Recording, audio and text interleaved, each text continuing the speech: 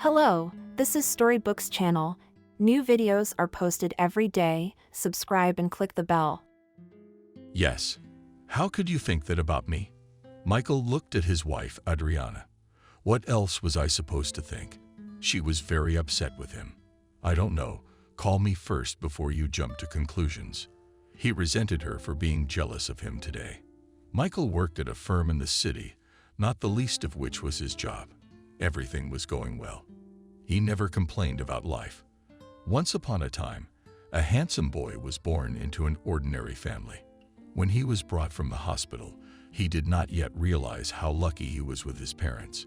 His mom and dad just adored him. Whenever Michael needed to buy a toy, Dad would do it. They always spent weekends in the park. Everything was good in the family. Michael learned that from his parents. He never hurt girls at school or at daycare. He stood up for them. The boy was decent, honest. If his class teacher asked him to do something, he always did it. After graduation, Michael entered the institute. No one doubted that he would graduate. And now, in his senior year, his parents were going to celebrate his graduation in the country. "Mom, Dad, I'm not going with you," he told them.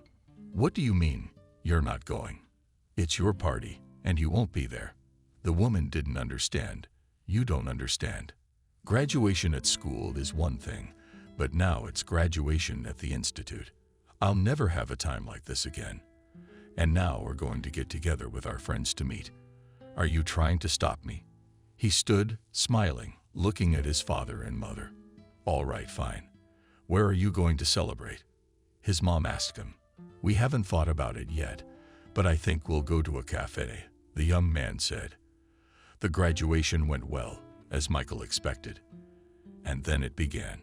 In all his years, he had never experienced the pain he felt the morning after graduation. "Michael, hi." He picked up the phone and heard his aunt's voice. "Hello, Aunt Betty."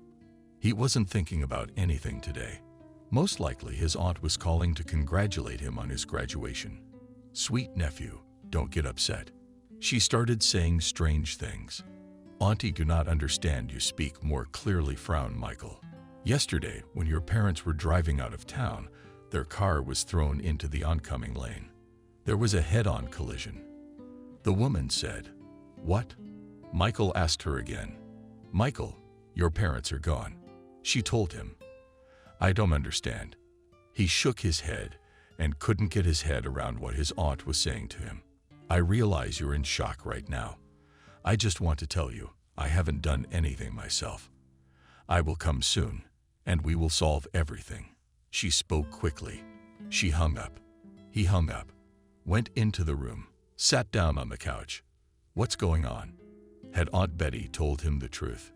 But his father was an excellent driver. He would never let him fall asleep at the wheel or anything else, Michael reasoned. The aunt came, a couple of days later, to organize the funeral. Even when the young man saw his parents in the casket, he couldn't believe what had happened in the cemetery. He cried quietly and realized that he was left all alone. Yes, he has an aunt and uncle, but they live far away, and the guy will not be able to come to them with his aunt. At least he was socializing, and he didn't know anything about his uncle at all, just his name. The moment Michael got home, he didn't want to talk to anyone. "The tried won't even talk to me." A woman approached him. "Please leave me alone." Politely, he asked her. At this point, Michael walked over to a picture that showed his mother and father. He took it in his hands and then stood silent for a long time. "Dad, Mom, I promise you I'm gonna do great, and you'll be proud of me." After that, he put the picture back in its place. Michael went and lay down on his bed. In the morning, the aunt was going to leave, but before that she decided to go to the cemetery one more time. She took Michael with her. But like at a funeral, he stood aside. A single tear rolled out of his eye. It slid down his cheek and went into the ground. Michael realized that his life was now divided into two parts, what he had with his parents and what he had now. In his hands, he had a diploma of higher education.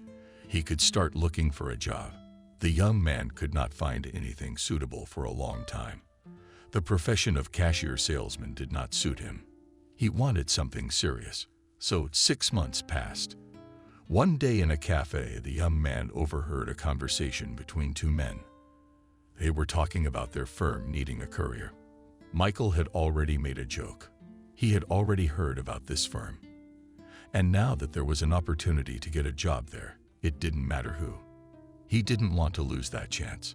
Within 10 minutes, he was sitting next to the men, showing them his accomplishments to this point in his life. What are you, man? What kind of courier are you? Look at your credentials, school, college. All the couriers in the world would have one if they had one of these on their hands. Said one of his new acquaintances, "Do you want to offer me something better?" Michael dared to ask. "Sure. Come back tomorrow. Here's my card." The man handed him a plastic card. Michael took it and went home happily. He entered the entrance, waited for the elevator. As soon as the elevator arrived, he stepped inside. Wait, he heard a voice and turned around. A pretty girl was running after him. He held the door for her. When she came in, he stood looking at her from the side.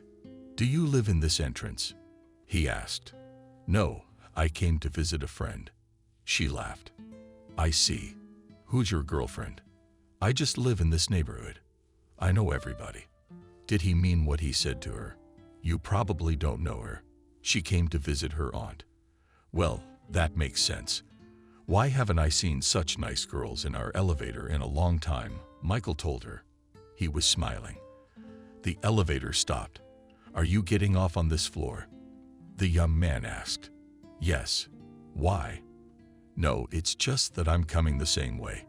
He was very surprised. But when they got off the elevator, he went left, and she went right. When Michael stood already near the door, he turned around, looked at the stranger's back. "May I ask your name?" Sure. My name is Adriana."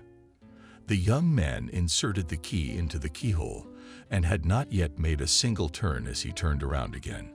"Adriana, would you agree to meet me tonight? If you decide to be bold in the morning, you should stay that way." The young man decided. "I think it's kind of awkward." She was embarrassed. At that moment, the door opened and the friends sought each other. "I'm waiting for you all." The last words Michael said. Whether she heard or not, he does not know. The guy entered the apartment. Perhaps tomorrow he will get a new job, and today he will meet his future wife. Everything was good in his soul. Michael realized that if he chooses something in his life, it is forever. At 7:00 p.m., he left the apartment and headed to the place where he saw Adriana today. Michael pressed the call button one last time, and it took a long time for no one to open the door for him. Finally, a young girl appeared in the doorway. "Hi, who are you?" she asked. "Your neighbor. What's wrong? Are we flooding you?" No, it's okay. I met Adriana today. I made a date with her." "Came in," said the young man. "Come on in. She's been bugging me about it." The girl led him into the apartment and called her friend from the next room. Adriana was very surprised that Michael came by himself. Later, the young man found out that she had not heard when he made an appointment with her at 7:00. "Do you want to take me with you?" asked the one who opened the door for everyone today. "Yes, of course, Kathy. Come with us." Adriana looked at her. She didn't even ask Michael because she thought it was obvious, and Kathy would go with them too. Michael, of course, didn't really feel like going out with two girls, but there was no choice to either go with two or not go anywhere at all. They walked out of the apartment, down to the entryway. "To be honest, I'm not from around here. Everyone's gone out of town. They left me in charge of the landlady." Kathy started talking. "I asked Adriana to come over because I was bored, and Adriana was more and more silent. Apparently, she was attracting more attention from the young man. Michael planned to take the girls to the park, and then take them to a cafe. By evening, all three of them were sitting, talking, laughing, as if they had known each other for a long time. "Would you like me to tell you my little secret?" Conspirator with whom Michael asked them in a whisper. "Do you have one?" Laughed the girls. "Of course." He told them how this morning he met two men in a cafe, and they promised him a position in their company. "I've heard of that company," Adriana told him. She herself was at a technical school, so she had only a vague idea of what Michael was doing. "Well, shall we go home?" asked the young man, because he had to get up early tomorrow. "Sure, let's go. Especially we live on the same floor," Kathy laughed. They went to their apartments. For tomorrow, Michael again scheduled a meeting with Adriana. Since morning, he had been preparing for no exams, no dates. He didn't prepare like this. The guy got out smoothly, combed his hair, put on the suit he only wore to prom, then went to that company to get a position. He was welcomed after seeing the guy's credentials, immediately offered a position as a specialist in the marketing department. When Michael was on his way back home, he planned that he would now stop by the girls' house, calling them to go for a walk. They would also sit in the cafe, celebrating his acceptance of the new jobs. The girls, of course, weren't expecting him, but when he reappeared at the door, they were surprised at his stern appearance. "Well, you're invited to celebrate my first positive response. I hope it's the last one on my resume." "He invited them," gladly replied Adriana, looking at her friend. "I don't have time today." Perhaps Kathy realized that the young people were in the midst of a relationship, or perhaps she really didn't have time for them. "But are you coming or not?" Michael was looking at Adriana. "Of course I'm going." She smiled guiltily, turned to Kathy. She went into the apartment briefly and came out to the young man. "Where shall we go?" he ventured, taking her hand. She shrugged her shoulders. "Don't be shy. Tell me." He himself did not understand why he liked this girl. But now, when they were standing next to each other, he realized that this was probably his future wife. They came to one of the cafes of the city, sat at a table. Michael ordered fruit and wine, some appetizers. "Tell me, do you have a dream?" Michael asked the girl. "I don't know." "Why?" He didn't understand. "I used to think that the most important thing was to find a man, get married, have children. And when I went to school, I realized that it's not so important." She sighed. "That's interesting." Michael sat down next to the girl. "It's just that in the countryside everything is easy," she said. "But in the city, what's in the city?" "Don't you get it, Michael?" He doesn't know. But it seemed to him that if you're determined and you want to achieve something, you have to go for it. "But you need a good job here with a profession like mine. It might not work out," sadly said Adriana. "That's exactly what a good husband is for, to provide for you while you stay at home," he told her. "How sneaky are you?" She laughed. "Why, is everything as it should be? The man earns the money and the woman finds a use for it." The young man muttered. "And if a woman wants more than what he makes," she squinted. He stared absent-mindedly at her. "I don't get it." "No, you don't think anything. It's just that some women don't want kids. They want a fur coat, travel, expensive phones," she laughed. "Oh yeah, that happens too." They continued to sit together. Everything was fine, but the day was coming to an end. They needed to head home. "I'll see you again," Michael asked. "If you suggested it, of course. I didn't want to keep anything from him." "Adriana." "I offer, of course," he told her. Paid the bill, and they walked towards the exit. Like yesterday, today they walked together because Adriana was still visiting Kathy. He walked her to her apartment. "So, see you tomorrow." "Yeah, let's see you tomorrow." She was about to go in. He pulled her to him and kissed her. "Michael, did I like you so much? I couldn't help myself." He told her the truth. "Well, I'll see you tomorrow. Auntie's gonna be worried." She sent him a kiss. Michael was very happy. First of all, he got his dream job today. Secondly, he'd met a wonderful girl. And thirdly, even if things weren't as rosy as he'd hoped, but sometimes you get triple the payoff for what you lose. The next day, he heard the elevator leaving. He figured Adriana and Kathy must have gone to school. It wasn't close for them to get there, so they had to get off early. He got ready, checked his briefcase, and only then went to work. He was well received by the staff. Now it remained only to get a foothold on this place to enter the university, and then it will be further seen. Michael did everything for this. He had a goal, and he was working towards it. Hi.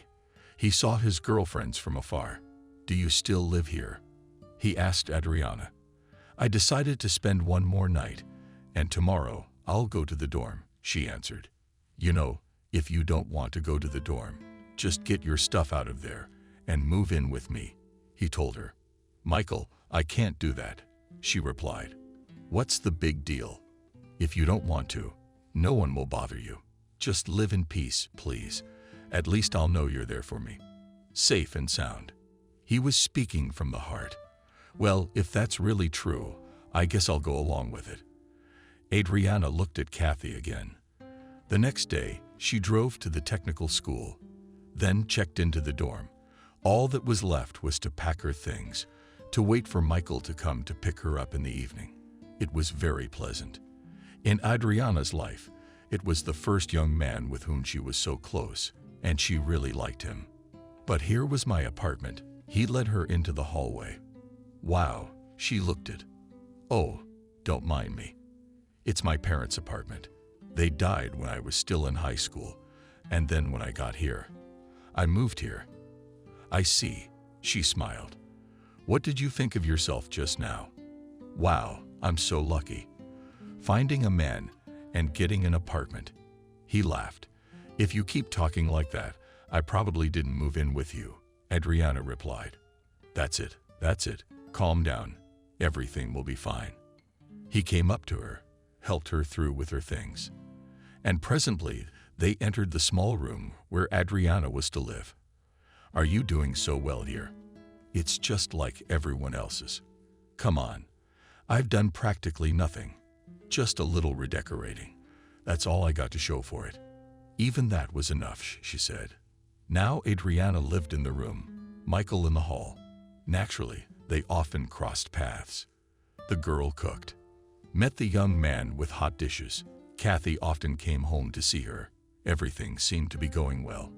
When the girl's studies were coming to an end, Michael decided to offer his girlfriend to stay with him. Neither did I understand Kathy. What's the big deal? Adriana's your friend. I'm your friend. Why wouldn't you be? I don't know. I'm kind of uncomfortable, the girl said, looking at her friend. What's uncomfortable about it? It's fine.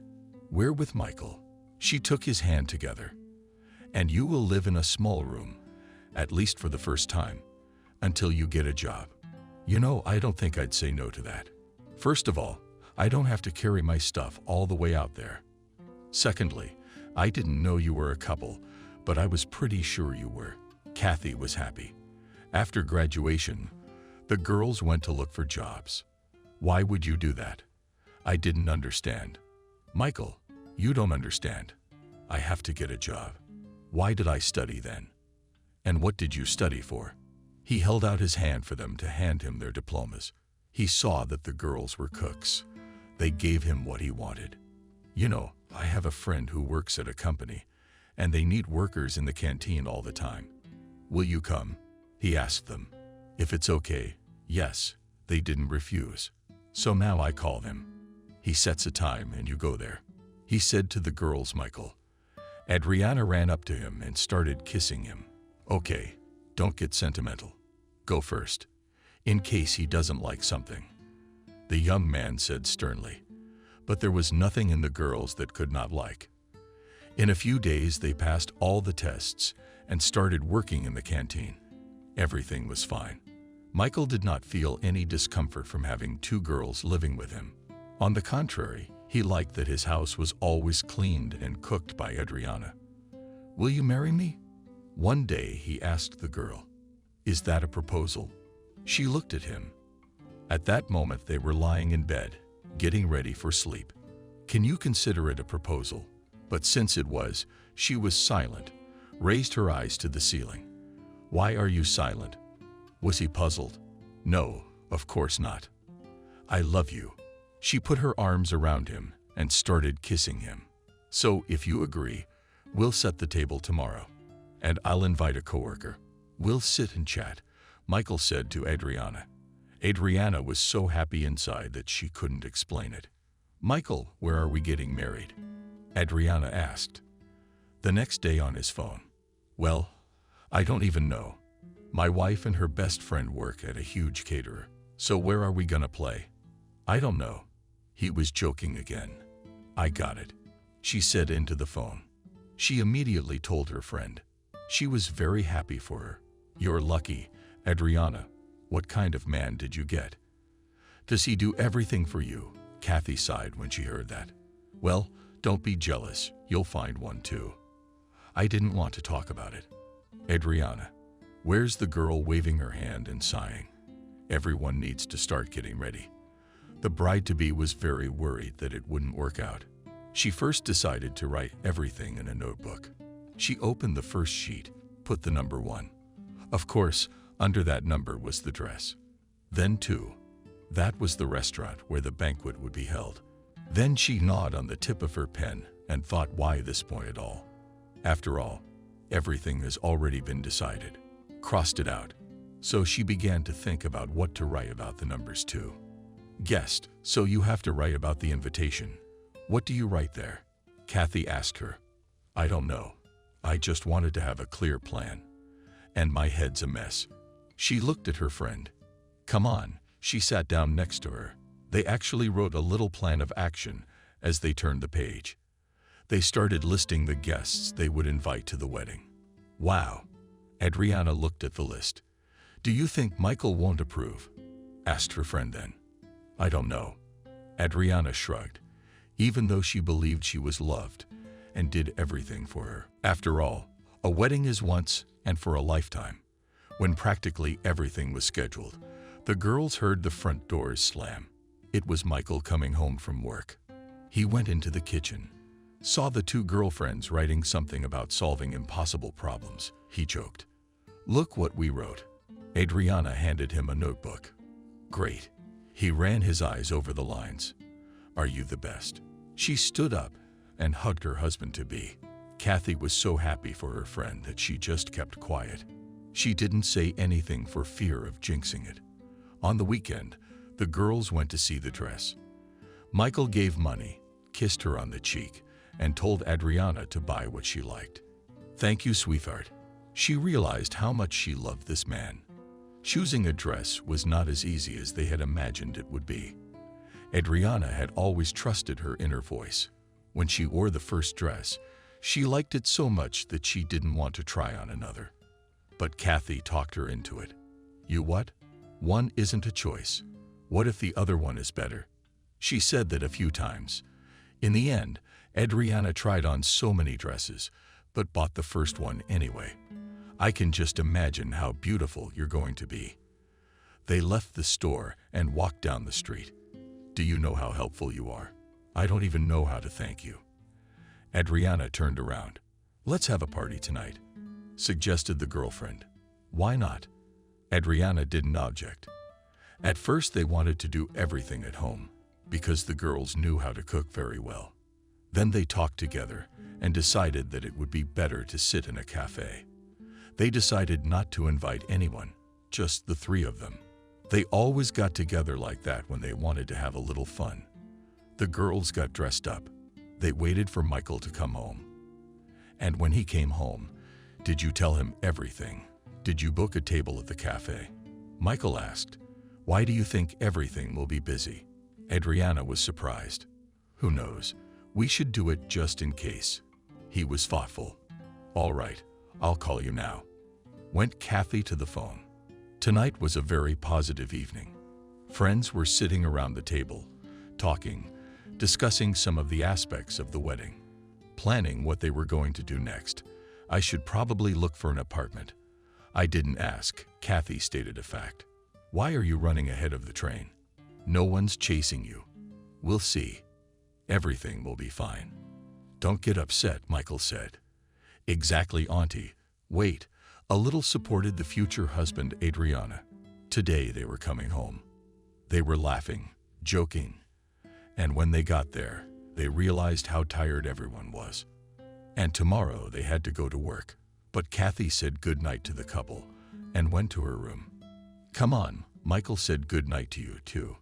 And they went to their room, too. Everything was going great. There were no excesses.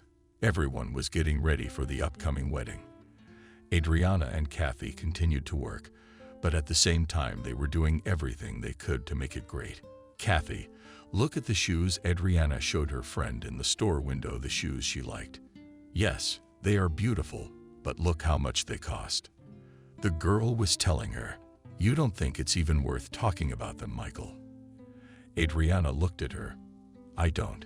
If you want to, you can. What if something comes over him and he'll approve? Of course, if they were black or brown, you could go out with them. But with white ones, Adriana was silent. She wanted those shoes so badly.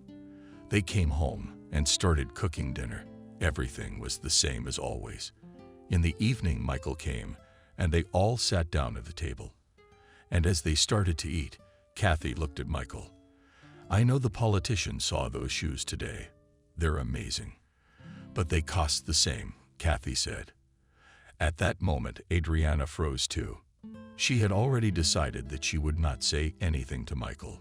Firstly, because she knew he would agree to her every whim.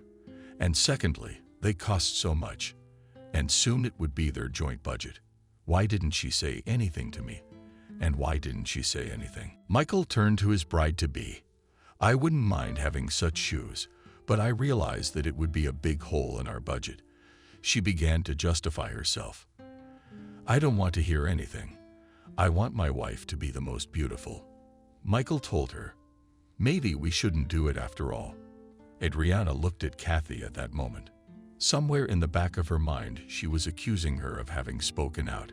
So tomorrow, you and Kathy go to the store together after work and buy these shoes. Put Michael's money on the table.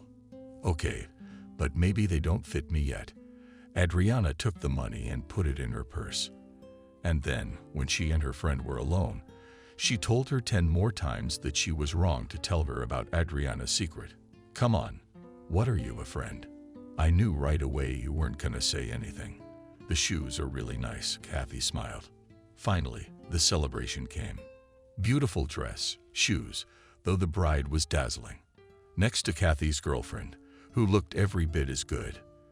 The groom in all black stood looking at his beloved. At the registry office, they exchanged rings, said to each other, yes, what they had waited so long for had taken place. But that's it. You're not going anywhere from me now. Michael pulled her to him and kissed her hard. Adriana was also very happy. She felt in her gut that this man was her destiny. Now they also continued to live together as a threesome. Until now, it didn't bother anyone. And then Kathy herself began to realize what was superfluous in this apartment. She started looking for a place of her own. Kathy, do you want to leave us? Adriana asked her one day. What am I supposed to do with you guys here? I feel like I'm torturing you. She was telling the truth. I don't know. I think you are. Adriana answered without embarrassment. She was so comfortable having her best friend around. Together, they walked to and from work. There was just one thing. Adriana was already married, and Kathy didn't even have a friend. But one didn't say anything about it, and the other didn't think anything of it. Michael, do you know anyone you might know? Maybe we could introduce Kathy to someone. Did Adriana ask you once at dinner? You know, there's no one, he said. That's too bad. Adriana smiled and looked at Kathy. Why did you tell him that? A friend was talking tonight.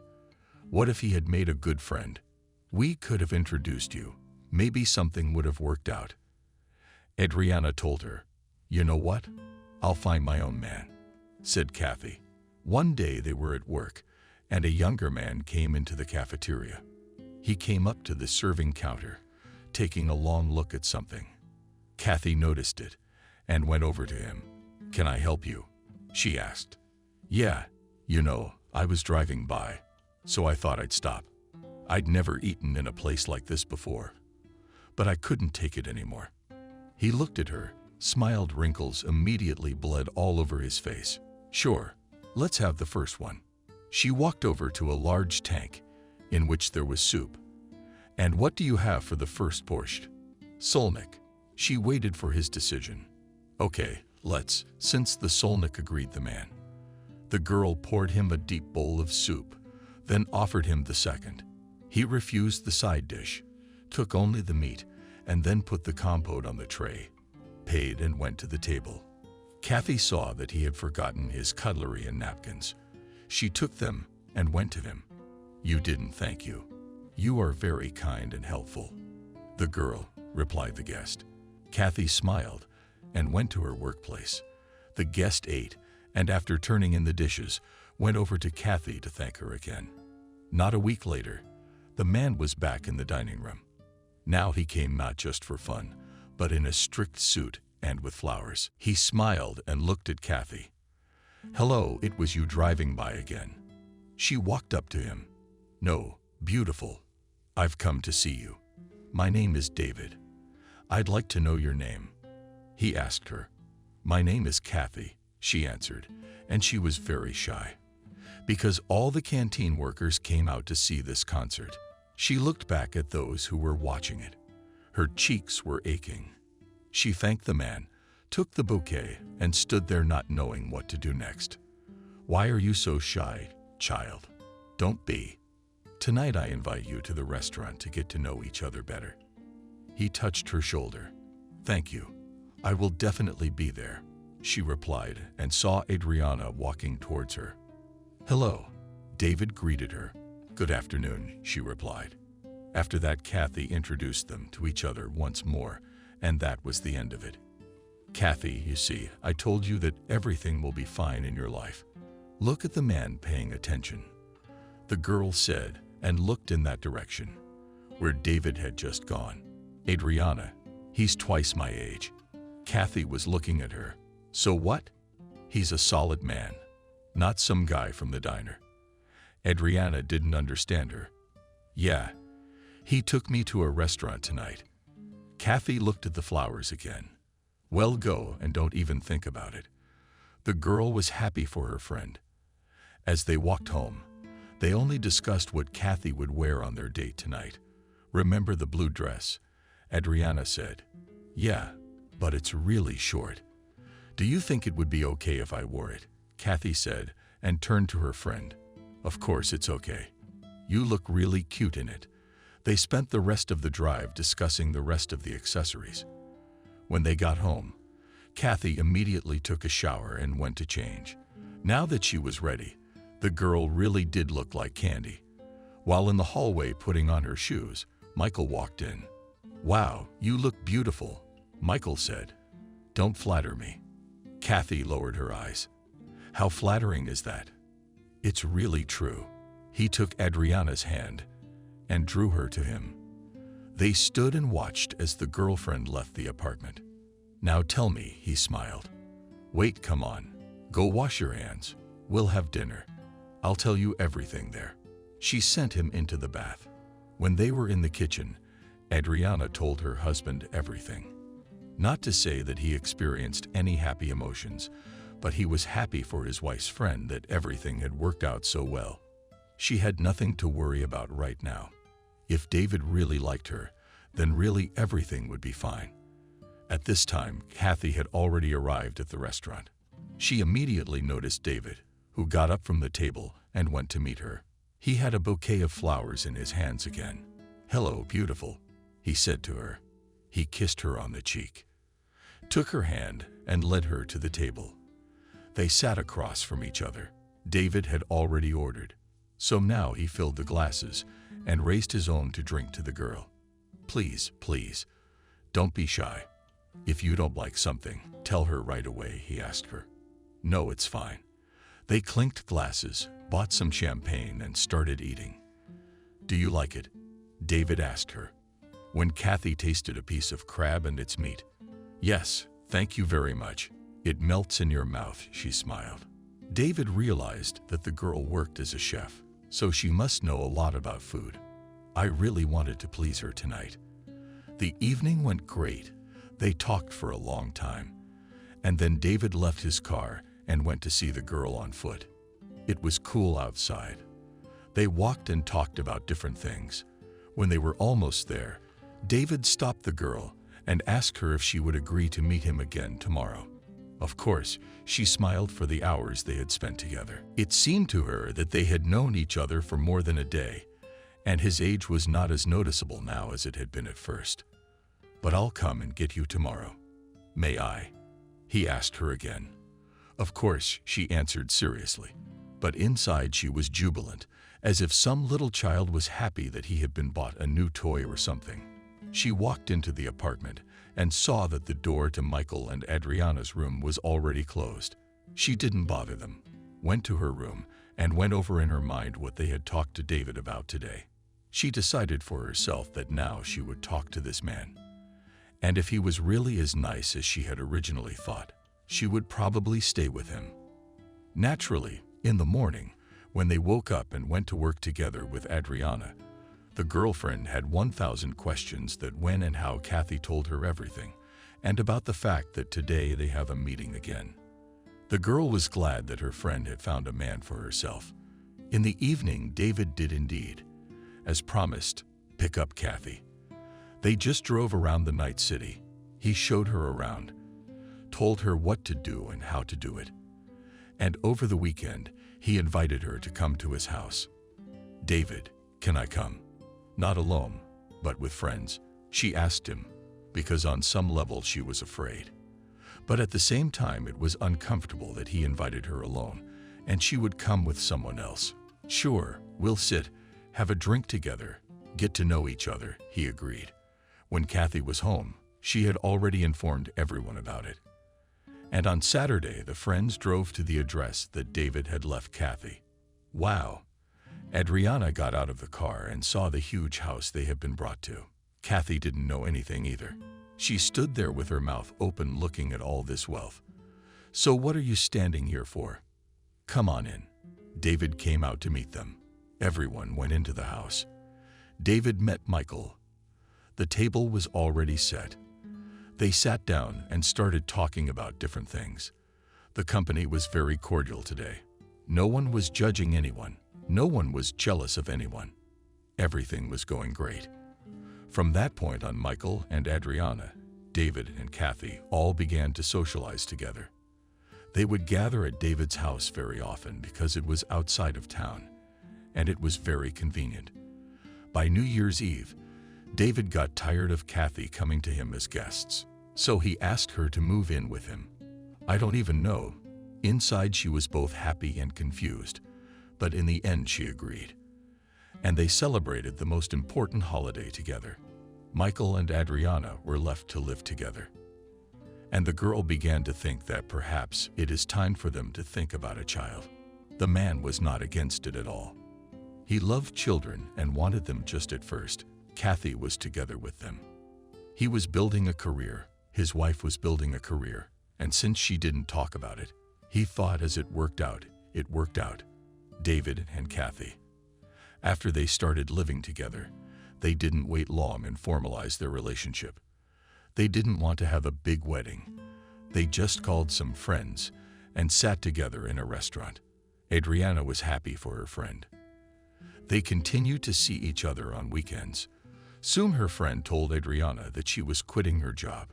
It was David's decision. "How is your relationship?" Adriana asked her because she was curious. "You know, I can see that he treats me very well, but I feel like he just wanted a wife," Kathy said. "So he has an au pair?" Adriana was surprised.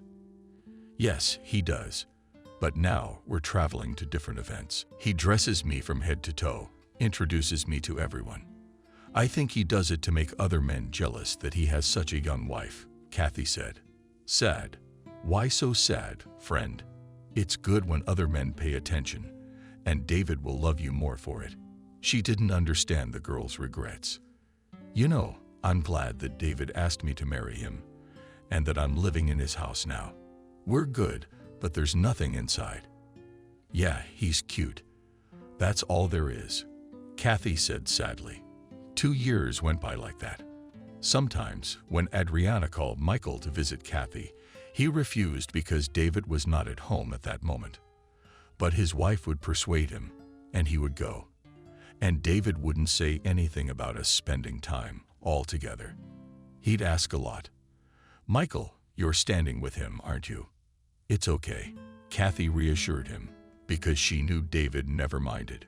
When friends came to visit, one day when Adriana came home from work and her husband wasn't there yet, she felt sick to her stomach.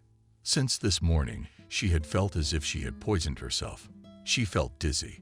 She even took her temperature a couple times, but it was nothing like that. When David came home, she told him about it.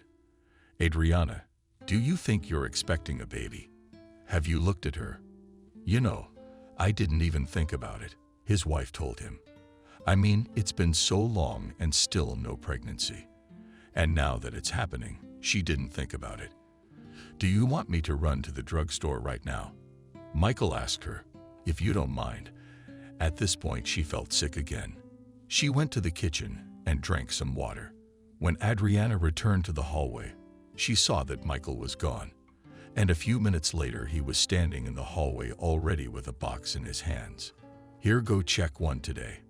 If it doesn't show anything, you do the same. Tomorrow morning, he put everything in her hands. Adriana went to the bathroom. When the test was ready, the 2 red stripes glowed as if it was a magic wand and not a pregnancy test. She came out of the restroom, showed everything to Michael. He was very happy at that moment. It had been 5 years since the wedding. And now that they were pretty sure they were having a baby, they were both happy. The next day on her lunch break, Adriana excused herself from work and drove to the hospital. She wanted to make sure that this was indeed the case. After examination, the doctor confirmed that Adriana was indeed expecting a baby, but warned her that her body was very weak and she needed to take great care of her health. Of course, I will do everything. After all, we have been waiting for this miracle for so long, Adriana said at the time. The first thing she did was to call Kathy. Are you expecting a baby? She answered her. Yeah, aren't you excited? Adriana couldn't understand why her friend sounded like that. I don't even know what to tell you, she replied and hung up. Strange. Adriana looked at the phone, put it in her bag, and went back to work to finish the day. In the evening, she told Michael everything, both about the baby and the fact that she had acted strangely. We need to go to her to support her, her husband said then. Well, if you insist, we can go. Adriana agreed with him. Today, the 3 of them sat together again. David was delayed somewhere. Kathy was annoyed. She kept saying things about David, about Michael, comparing them. Adriana didn't understand what was going on with her friend when they went home. Adriana was silent at first and then turned to Michael. Have you noticed something going on with Kathy? She asked him. Yes. He wouldn't say anything. That's all. Surprised his wife. Perhaps she's having those days of yours. Nodded the man's head. Well, yes, perhaps. Adriana agreed with him. She walked to work very carefully now. Michael often drove her. Her stomach often ached, and she felt dizzy. So Adriana went to the doctors now and then. When she was 3 months pregnant, the doctor suggested she go into labor. Oh, really? No, I won't go to the hospital. At home, everything is calm. At work, too, she told the doctor calmly.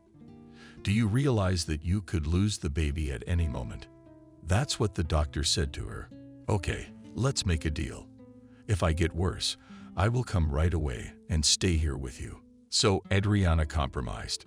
So they made a deal. And Adriana went home. When she entered the apartment, she saw Kathy's shoes in the hallway. Hey, what are you doing here? She came into the kitchen. Why can't I come over to my friend's house? She asked her overnight. Why can't you? Yes, you can. I'll make some tea and we'll sit down. Adriana said. They sat in the kitchen. The apartment was silent. Adriana was surprised that Michael didn't come out to see them. She hadn't realized he wasn't even home. Michael left. Kathy told her when she realized she was expecting him to come into the kitchen. Gone how? Gone where? Adriana didn't understand the store. I don't know. You should know better. You're the one living with him. Kathy sat there twirling a teaspoon in her hands. I don't get it. I'm going to call them. She took out her cell phone and started dialing her husband's number. But he didn't answer. What if he has a mistress? Kathy asked her friend. What are you talking about? What mistress? We're about to have a baby. She touched her stomach. Why? Is he always working late? What does he tell you? And you believe everything. It's good for him to go to his mistress. The wife believes it. Her friend kept talking. Kathy, shut up. Adriana asked her. All right. It's my business to warn, she said. She got up and walked towards the exit. Did you come here on purpose to tell me all this? Adriana looked after her. Come on, calm down. You have a nice family. Everything will be fine for now. And she left the apartment. Adriana went back to the kitchen. She took out her phone again and dialed Michael again. She couldn't understand what had happened. She was so worried that her blood pressure had gone up. And after another hour, she started bleeding. The girl called an ambulance. The paramedics came and took her away. When she was already in the hospital, I realized that something terrible had happened. The doctor came into the room. He approached Adriana, took her hand. What's wrong with the baby? She asked. The doctor shook his head negatively. I told you that you should stay with us. Why didn't you listen to me? He squeezed her hand, stood up, and turned away. Don't tell me. She was silent, and then she started to cry. Don't be upset. You're still young. You'll be fine, he told her. But why did it happen to me? Adriana squeezed her eyes shut. Tears were flowing from her eyes, so that it was impossible to stop them. Did you call your husband? He asked her. Yes, but he didn't answer for some reason. Adriana continued to cry. Well, stay here. You need to rest. And then make sure you call him again. The doctor left the room. Adriana was alone. She didn't know what to think. What if something had happened to Michael? What if he was in an accident?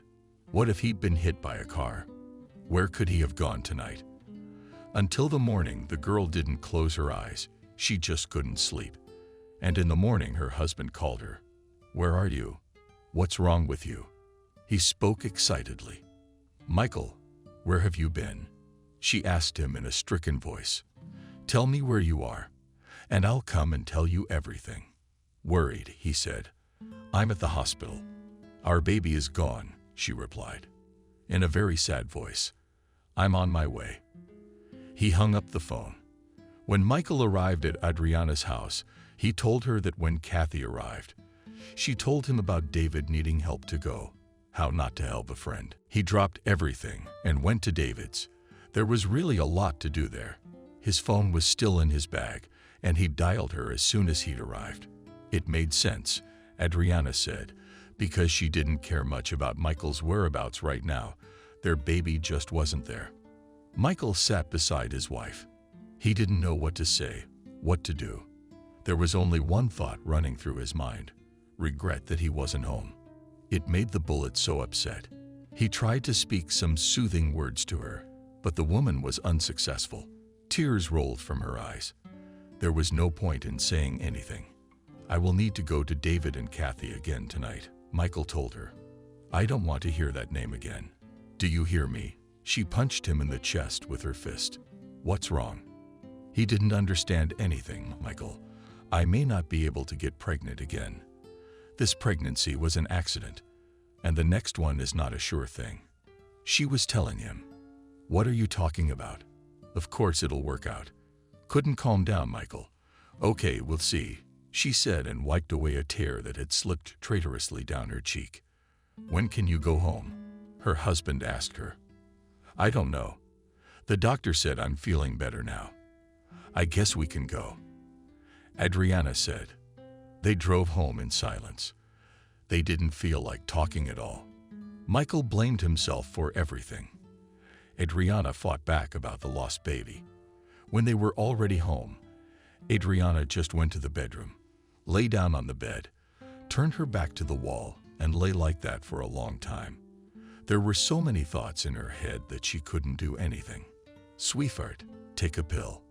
Michael came into the room. I don't want any pills.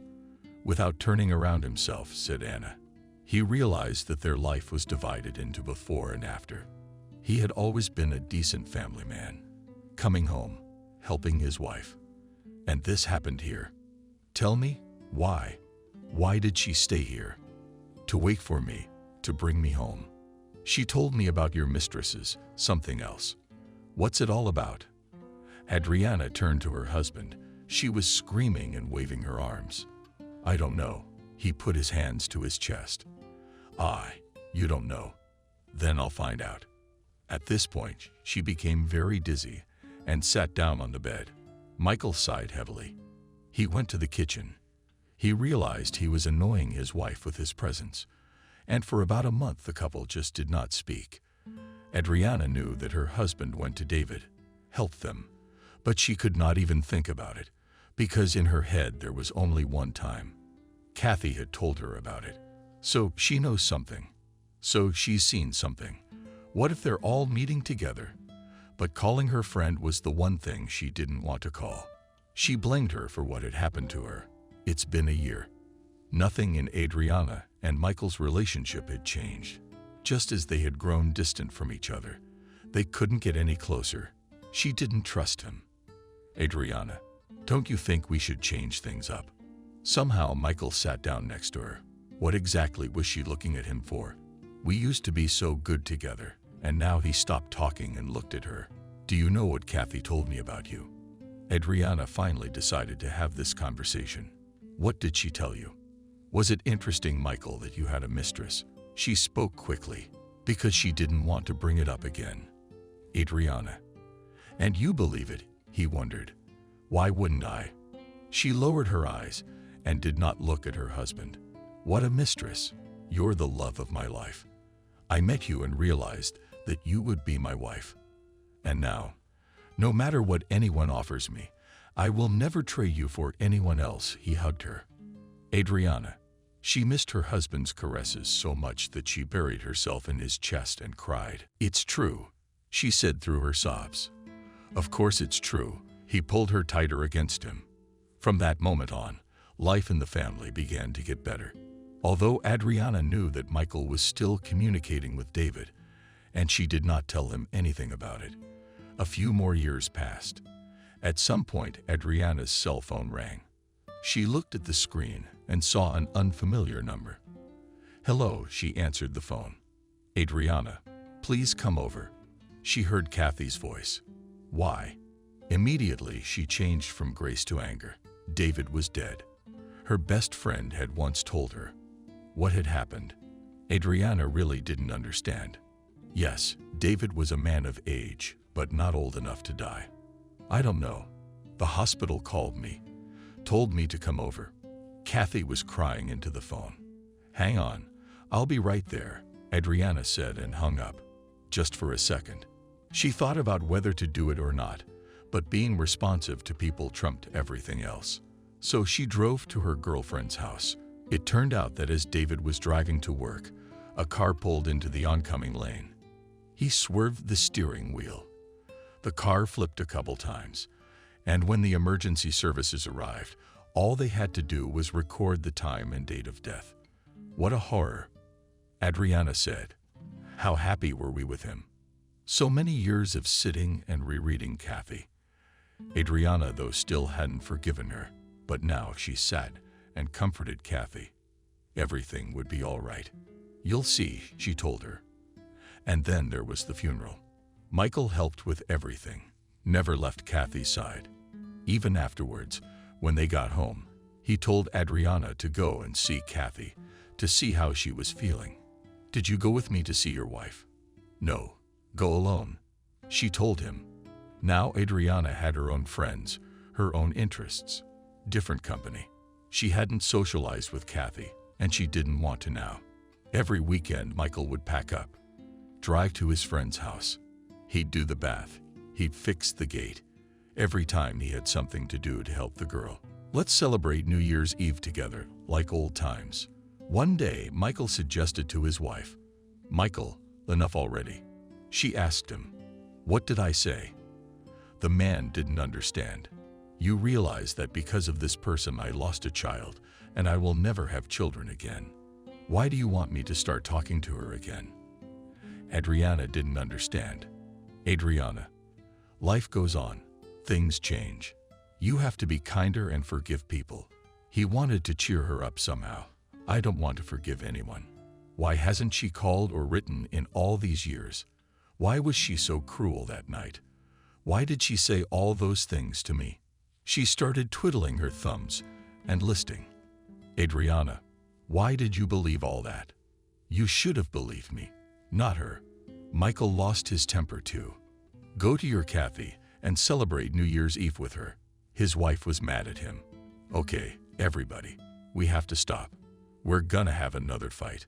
Michael took control of the situation. Right after New Year's Eve, Michael said he had to go to work, that everyone is on vacation and you will work. His wife didn't understand. "I promise, I'll make a couple calls, sign some papers, and go straight home." He told her, "Okay, let's just keep it short." She kissed him goodbye, and he left the apartment. Adriana went to the kitchen.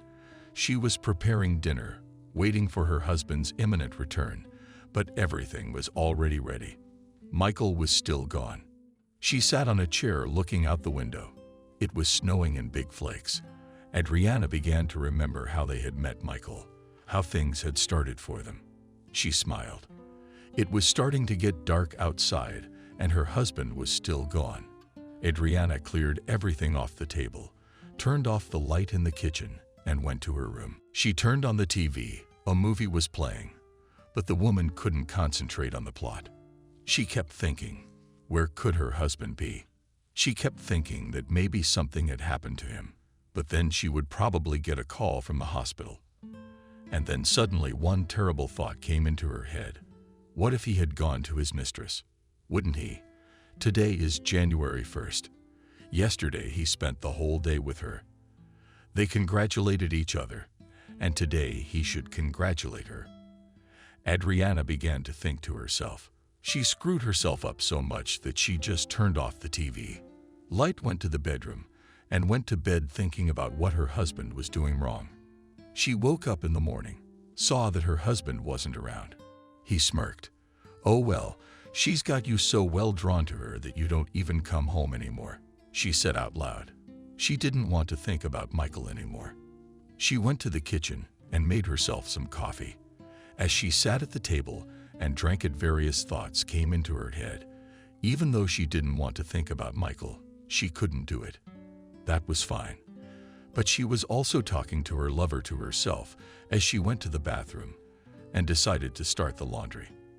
Adriana sorted out the dirty laundry, put something in the machine, something left for later, because you cannot wash white color together. Started the machine.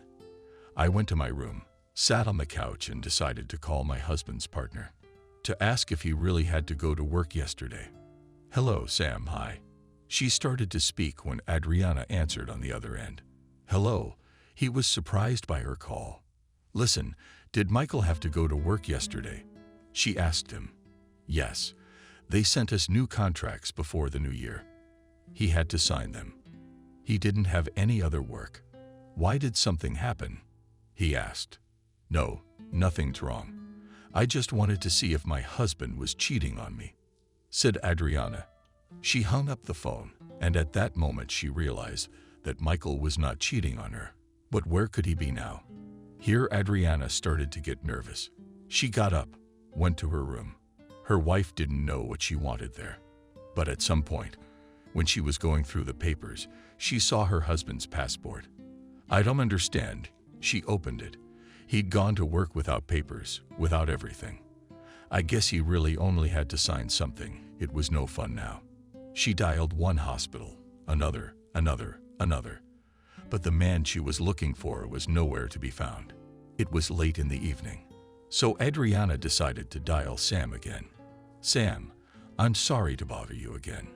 But you know, Michael left for work yesterday. He said he wouldn't be long. And it's been 2 days, and he's still not here," she told him. "Like he hasn't been in touch with me," the man mumbled. "What do you think I should do?" "Go to the police."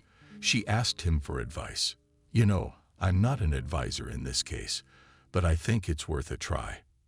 You're the wife, after all, the man told her. Adriana hung up. She still hoped that Michael would come back and decided to wait until morning before calling or doing anything else. But when it was morning and Michael was still not home, she did not think about anything. The woman gathered her papers, his papers, drank her coffee, got dressed, and went straight to the police station. On the way, she began to think that what if he is now at the mistress? What if he is somewhere else, and she as a fool will come and start to tell that her husband is missing, and he will be found in 2 days, and that she will be laughed at. Had she stopped?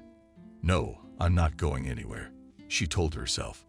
But in another moment she thought, what if something really happened to him, and she did nothing now? What would they say later? She moved on. She was admitted to the station. The investigator listened to her, handed her a paper to write a statement. When, with whom, to where, what he looked like. It all had to be written. There Adriana diligently wrote out the letters while her mind was again filled with thoughts. The application was accepted. They promised to do a search right away. But no matter how many times Adriana called the department, they couldn't tell her anything. Michael was now neither dead nor alive. He couldn't be found just anywhere. What am I supposed to do? She closed her eyes with her hands. The woman sighed deeply. It had been 6 days since we had been away from home. The phone lay in front of her. It was silent. Adriana stared at it for a long time. Then she picked it up and decided to dial Kathy's number. Hello, Adriana. Hi. What's up? She heard the greeting on the phone. Kathy, do you know what happened? Adriana was silent. A lump rose in her throat because now she knew she was going to cry. She couldn't continue the conversation. Well, talk. I'm listening. Kathy got worried on the other end of the line. Michael is missing, she said to her. Missing? Gone where? Her friend started asking questions. That's the thing. I don't know where he's gone. At first I thought he was with his mistress, but then I realized he would have let me know anyway, said he was leaving or something.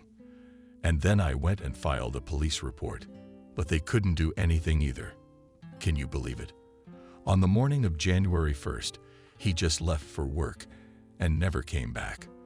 The woman spoke through her sobs. Yes, how can that be? Michael is a grown man. If something had happened to him, had he been in an accident or just died, you would have been notified, Kathy said. I'm sure I'm sorry I called you. I just didn't know what to do, Adriana told her. So wait for me at home, and I'll be right over. Kathy hung up, and Adriana thought she should let her come over. It would be easier with the two of them than alone. Kathy was at her place an hour and a half later. They sat in the kitchen, both of them silent, drinking tea, no conversation flowing. Then Adriana told Kathy to go home. They weren't going to solve anything anyway. Well, don't worry. I hope they find your Michael. It's not the 90s. There's no racketeering. No one's moving anyone out. Kathy headed for the exit. She looked at Adriana and left the apartment. Adriana was lying in bed, but there was no sleep. Then she thought since the police couldn't handle this case, she should hire a private investigator. She had the money, so there would be no problem with that. She found a man in the classifieds who could do it. She arranged to meet him at a cafe. Hello, tell me what happened. They were sitting at a table. The man had a notebook in front of him and was ready to take notes. Adriana told him everything she knew. All she knew was that her husband had gone to work and never came home. Are you sure he hasn't found someone else? The detective asked her. You know, I think if he had someone, at least he came for his things. Well, he'd definitely come back for his passport. Adriana told him. Oh, I see. He wrote everything down, took Adriana's coordinates, put his hand on hers, and asked her not to worry. After that, she went home. There was only one thing left to do. Wait. There was nothing she could do on her own. The New Year holidays were coming to an end. She had to go to work. There was still no news. Ethan kept calling Adriana.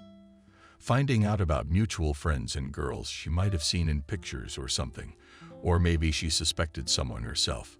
Kathy said everything she knew. "I'm sorry, I'm going to ask you something now, but I can't not do it," he once said to Adriana. "Yes, of course. Ask anything I know. I'll tell you." She was ready for it. "You told me that he used to go to your ex-girlfriend Kathy's house all the time, helping her with her chores. Couldn't he go to her place now?" he asked Adriana. "Oh, shut up, will you?" Adriana. She wanted to tell him that Michael would never do such a thing. And then she wondered why he'd gone to her every weekend after David died. What did they do there? She doesn't know that. What if they were having an affair? Kathy was always jealous of her. Said she had a good husband.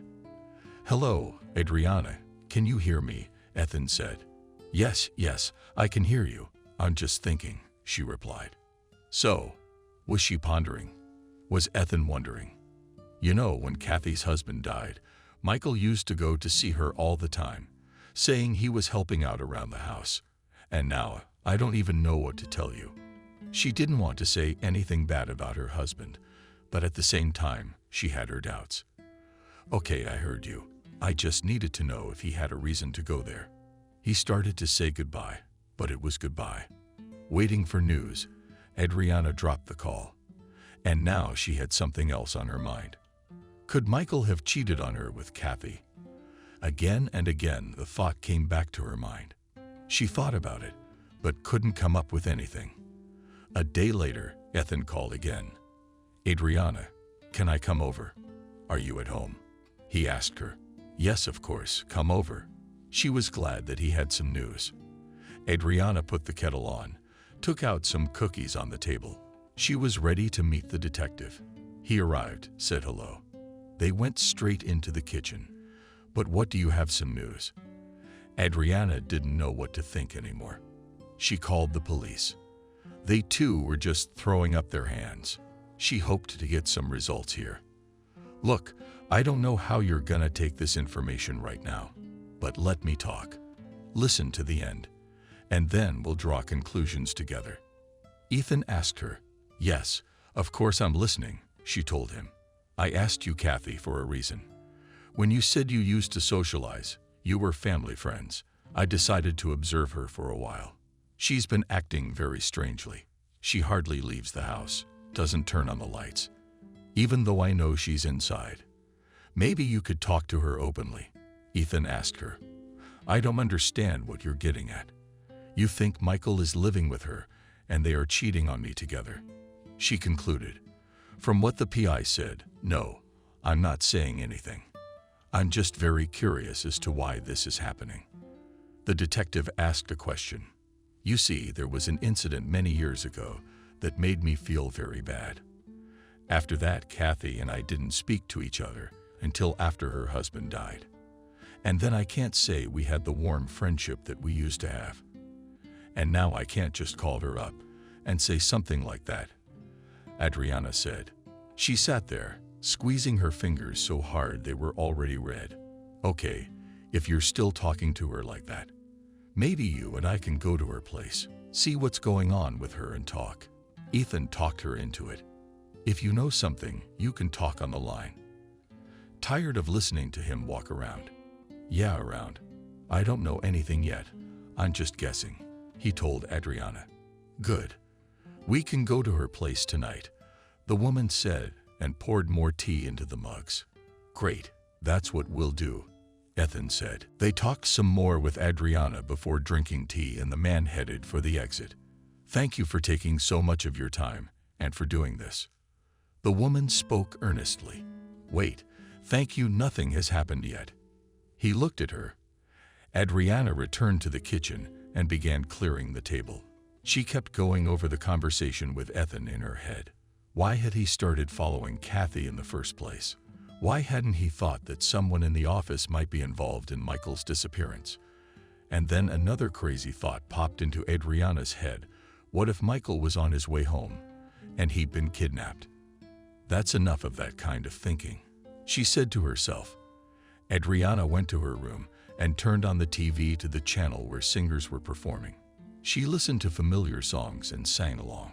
The woman realized that there was a disaster in her family. A man was missing. But she couldn't help it. All sorts of silly things came into her head. Finally, the evening came. Adriana was ready. All she was waiting for was for Ethan to come and pick her up. When the phone rang, she even flinched. "Did you pull up?" She saw his name on the screen. "Yes, I'm waiting for you," he said. At that moment, Adriana turned off the lights, opened the door, and hurried downstairs. What was going to happen now? She couldn't even guess. She could only hope that it was not what Ethan and Michael thought it was. Not her friends. It was cold outside. So Adriana quickly got into the car, where the heater was working. It seems to have gone only 2 meters, and already about another put it. "Let's go." Ethan turned to her. "Yes." She nodded decisively. The car started up. Pleasant music was playing in the cabin. The men and women were silent. Adriana didn't think about anything now that Ethan was beside her. She knew this road like the back of her hand. They should turn right here and then take a sharp left. She and Michael had come here before. So many times, they couldn't even count. "Almost there," she said. The fence of Kathy's house was already in sight. They pulled up just as Ethan had said. There were no lights in the windows, even though it was still late. Adriana had the good idea to call Kathy. "Wait, don't drive. It's too close," she asked Ethan. She took out her phone and her purse and dialed her friend's number. "Hello," she heard a voice. It wasn't Sleepy. "Hi," Adriana said calmly. "Where are you now?" "At home. I'm a little sick." The girl's voice changed immediately. She started to sing a little. "I see. And I wanted you to come to me." Annoyed, and said Adriana, "I'm sorry, there is no way today." Kathy said, "Okay, see you later," challenged Adriana. "But what did I tell you? I saw she was home." "But why doesn't she turn on the lights? Maybe she doesn't want anyone to know she's out there hinting at men again." "Let's go and ask her ourselves." Adriana's about to get out of the car. "We'll be right there." He stopped her. They were at the fence, got out of the car. Adriana rang the bell. Inside, no one moved. There was total silence. Or maybe she tricked me, that the woman at home turned detective. "I don't think so." He showed her what? The one that had just gone down on the second floor. "By opening it, I know you're home," shouted Adriana then. They stood outside the gate. It was so cold that their feet were quickly starting to freeze. Adriana started pounding on the gate, but it was having no effect. "Kathy, if you don't open it now, we'll come back tomorrow." But not alone, but with the police. The man decided not to be shy either. At that moment, the light on the first floor came on. A few more minutes passed, and the lock beeped, alerting that the doors were open. A woman and a man entered. Ethan looked around. There was nothing suspicious. The front door to the house was open as well. "Kathy," they walked in and stopped. She stood there looking at them. Only now she pretended she had just woken up. "What's going on?" she asked and yawned. "No need to pretend. Where's Michael?" Immediately went on the offensive. Adriana, "What are you like, Michael? What are you talking about?" Did not understand her friend. "My Michael. You have it." Adriana, everything was already shaking. She could not calmly watch the concert that her friend was playing out. Ever since high school, Adriana remembered how well Kathy was at playing different roles. "Michael who? What are you doing breaking in on me in the middle of the night?" "You're threatening the police. I can call them too and tell them you broke in." My friend went on the offensive. "Okay, you don't want to tell me. I'll find him." She went inside Adriana's house. She knew every corner of the place. "Adriana, come on, there's no one here." Kathy looked after her, but it was useless. The woman would do anything to find her husband. Adriana went to the kitchen to the guest bedroom, then went up to the second floor. There were more rooms there, but she looked in them too. As a result, the house was glowing like a Christmas tree now, because there were lights on in all the windows. "Where is he?" Adriana came close to her friend. She could believe everything now. I told you he wasn't here. Kathy stood her ground. Well, then can I ask you a question? Ethan approached him. When was the last time you saw Michael? Ethan asked the lady of the house. I don't know, sometime before New Year's. Shrugged. Clearly, we're not getting anywhere here. He sat down on the couch. Adriana came over and sat down next to him. She folded her arms across her chest and began to think that what they'd done was stupid. Coming over and breaking into a man's house. Or maybe you really are sick. Did they come at her with fists? Wait. Adriana stood up suddenly from her seat and walked over to the fireplace. What was Ethan tensing up over there? Why is she the one who picked up Michael's watch from the shelf? I don't know. Kathy was getting nervous. I do. It's my husband's wristwatch. The detective looked at it. So what? He came to see me so often. He could have left it at any time. Kathy couldn't stand anymore. Did she crouch on the step? No, he couldn't have left them anywhere. Remember the day he started work? Well, that's when that watch was given to him by the manager who got him there. He never took it off. Only took it off at night. Adriana said. Her voice was shaking. I don't know. Then the girl lowered her gaze. I know everything. Adriana came very close to her. You know something, her friend averted her eyes. What are you, Michael, lovers? Adriana even choked when she said that word. Calm down. He wasn't cheating on you. Kathy exhaled and got up from the steps. Tell me what you know. Adriana wanted to hear everything. I can't. I'm scared and started crying. Kathy, it's too late to repent now. Spit it out. A woman stood over her best friend from the past. I'm so sorry, please. I didn't mean any harm. I've been jealous of you from the beginning. Maybe that's what got me into the girlfriend thing. 2. Kathy continued to sob. I don't get it. Can you tell me exactly what happened? Adriana was in a stupor. What does jealousy, friendship, and everything else have to do with it? If they are now looking for a missing person, I killed Michael, Kathy said quietly. You did what? Their eyes, Adriana. I'm sorry. Kathy fell on her knees in front of Adriana. Wait, explain exactly how, when, and where. The woman asked. Ethan, meanwhile, had turned on the tape recorder. Then, when you met him and he first came for a walk with us, I immediately fell in love with him. I thought he'd look at me too. And he kept his eyes on you. Then when you two started living together and you asked me out, I thought that was lucky. But no matter how many hints I made, he never even responded. Where did this David come from out of nowhere? Yeah, I liked him. But I told him right away that you'd be coming over very often. And we started to become family friends. Even then, I never gave up trying to get Michael, Kathy said. She wasn't looking at anyone at the time. You've got to be such a head shaker, Adriana said. Then you told me you were expecting a baby. I couldn't let that happen. I thought if I told you things, you'd get nervous and miscarry. So I did. And when David died, I didn't let it go to waste. The house was in need of renovation by then. So I started looking for reasons for Michael to come visit me. Kept telling the truth. Kathy. God, how blind was I? Adriana's sitting down now, because it was hard to hear how you've been lied to practically your whole life. I'm sorry. I don't know what to do. I'm definitely going to jail now. Kathy was crying more and more. And then what happened? She didn't expect anything good anymore. A woman whose husband disappeared. Before New Year's Eve, he told me he'd ask you to reconnect and be the three of us together again. I found out later that he did, but you said no. So I asked Michael to come over and sit down with me.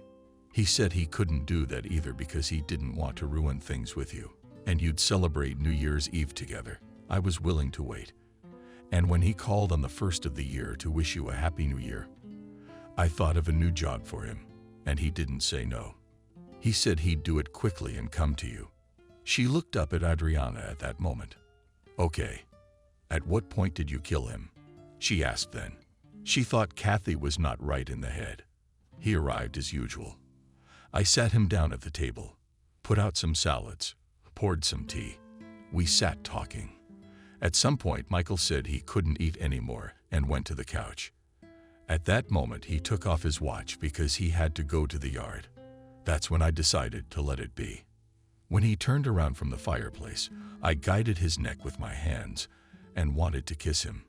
Tears flowed from her eyes with renewed vigor. Stop crying. Can you tell me what happened? Kathy was starting to piss Adriana off, especially now when she started talking about kissing. My wife's insides were even tightening. He grabbed my hands, gave me this look and pushed me away. And then he turned around and went to the door. And I flew up behind him. And I pushed him in the back with all my might. I didn't expect him to start falling. But Michael fell and bumped his head against the corner. She pointed to the marble coffee table. What and where is he now? Adriana turned pale. I'm sorry.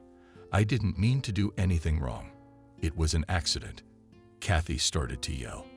Ethan was sitting on the couch at that moment. He had such a drama in front of him. He was taping everything. I hope you called an ambulance. Adriana came very close to her. I checked. There was no pulse. Got really scared and dragged him out the second exit to the backyard. She looked up at her friend and fell silent. Is he still in there? Adriana pointed her finger in the direction where the exit was. Yes, Olechka, I'm sorry. I didn't know what I was doing. She followed her as she threw off her jacket and headed for the exit. Get away from me. Abruptly, she turned around. She saw Ethan following them. The woman jerked the doors open. The cold immediately hit her in the face. She stepped out here already into the snowdrift. She took a second step, but saw no one. Kathy, where is he? She shouted to the mistress of the house. It's farther behind the well. She pointed in the direction with her hand. God, I don't believe it. I don't believe it. Adriana walked through the snow and sobbed. She got to the place Kathy said she was going to. And she saw Michael's shoe. The woman crouched down and started digging it out of the snow. Because it was so cold outside, it hadn't changed much. Adriana, take this. Ethan handed her something. Everybody get away from me. She wouldn't calm down. Then Ethan went back inside. He decided to call the ambulance police so they could take it from there. After he hung up, he managed to get Adriana into the house. Kathy was drinking something at this point. Apparently, the sedative had been waiting for about an hour. After that time, everyone was already here. While the police paramedics were examining the body, Adriana sat and kept her eyes on Kathy. It seemed like she was about to get up and just tear up her now definitely ex-girlfriend to shreds. Ethan was in control of this.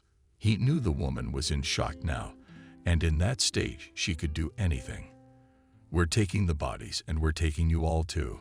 Standing in the doorway was a man in uniform. It was obvious that he was freezing. They all walked out of the house. Kathy was put in the police car, and Ethan asked that he and Adriana ride in his car. They spent 0:00 this afternoon at the station. Kathy was telling again how everything had happened, and Adriana was only confirming her words. Ethan handed over the tape he had made at Kathy's house. Okay, you're going home. We'll lead you here. He looked at Kathy. I'm sorry again. She never, the woman whispered. Ethan brought her home. He looked in the medicine cabinet for something to calm her down and dipped it into a glass of water. Adriana drank. She kicked back on the couch. There were different feelings inside. Right now, she was thinking how mean her friend had been. After all, she was at her house and making such a surprised look. When Adriana had told her about Michael disappearing and him lying in her backyard the whole time. I guess I'll just stay here and sit in the chair. Ethan, thank you, Adriana told him. She sat there, staring at one point and thinking. Unbeknownst to her, the shock or the sedative had taken its toll on her, and she fell asleep. Ethan had been watching her the whole time. But then his body couldn't take it either, and he fell asleep in the chair. Michael jumped up from Adriana's couch, startling herself and startling Ethan in the process. It's all right. Immediately a man came up to her. It's not true.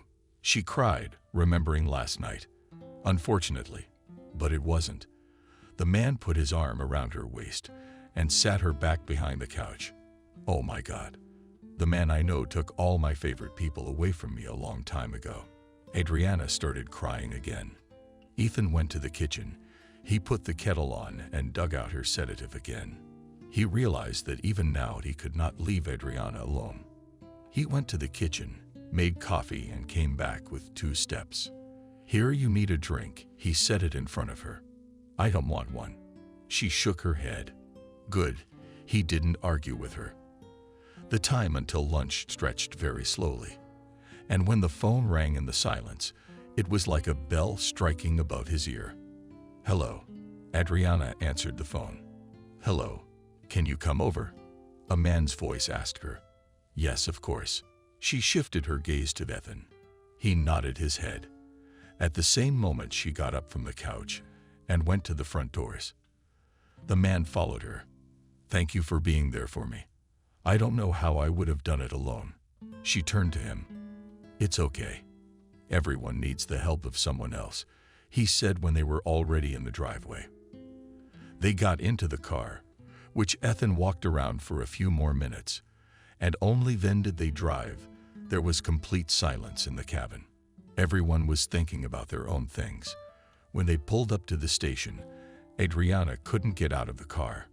Her legs felt like absorbent cotton. Ethan gave her his hand, and together they went inside. The investigators were saying something. Adriana sat and listened, but the conversation was through absorbent cotton. But one thing Adriana heard clearly. It turned out, after the examination of Michael's body at the morgue, that when Kathy carried him outside, he was still alive. Alive.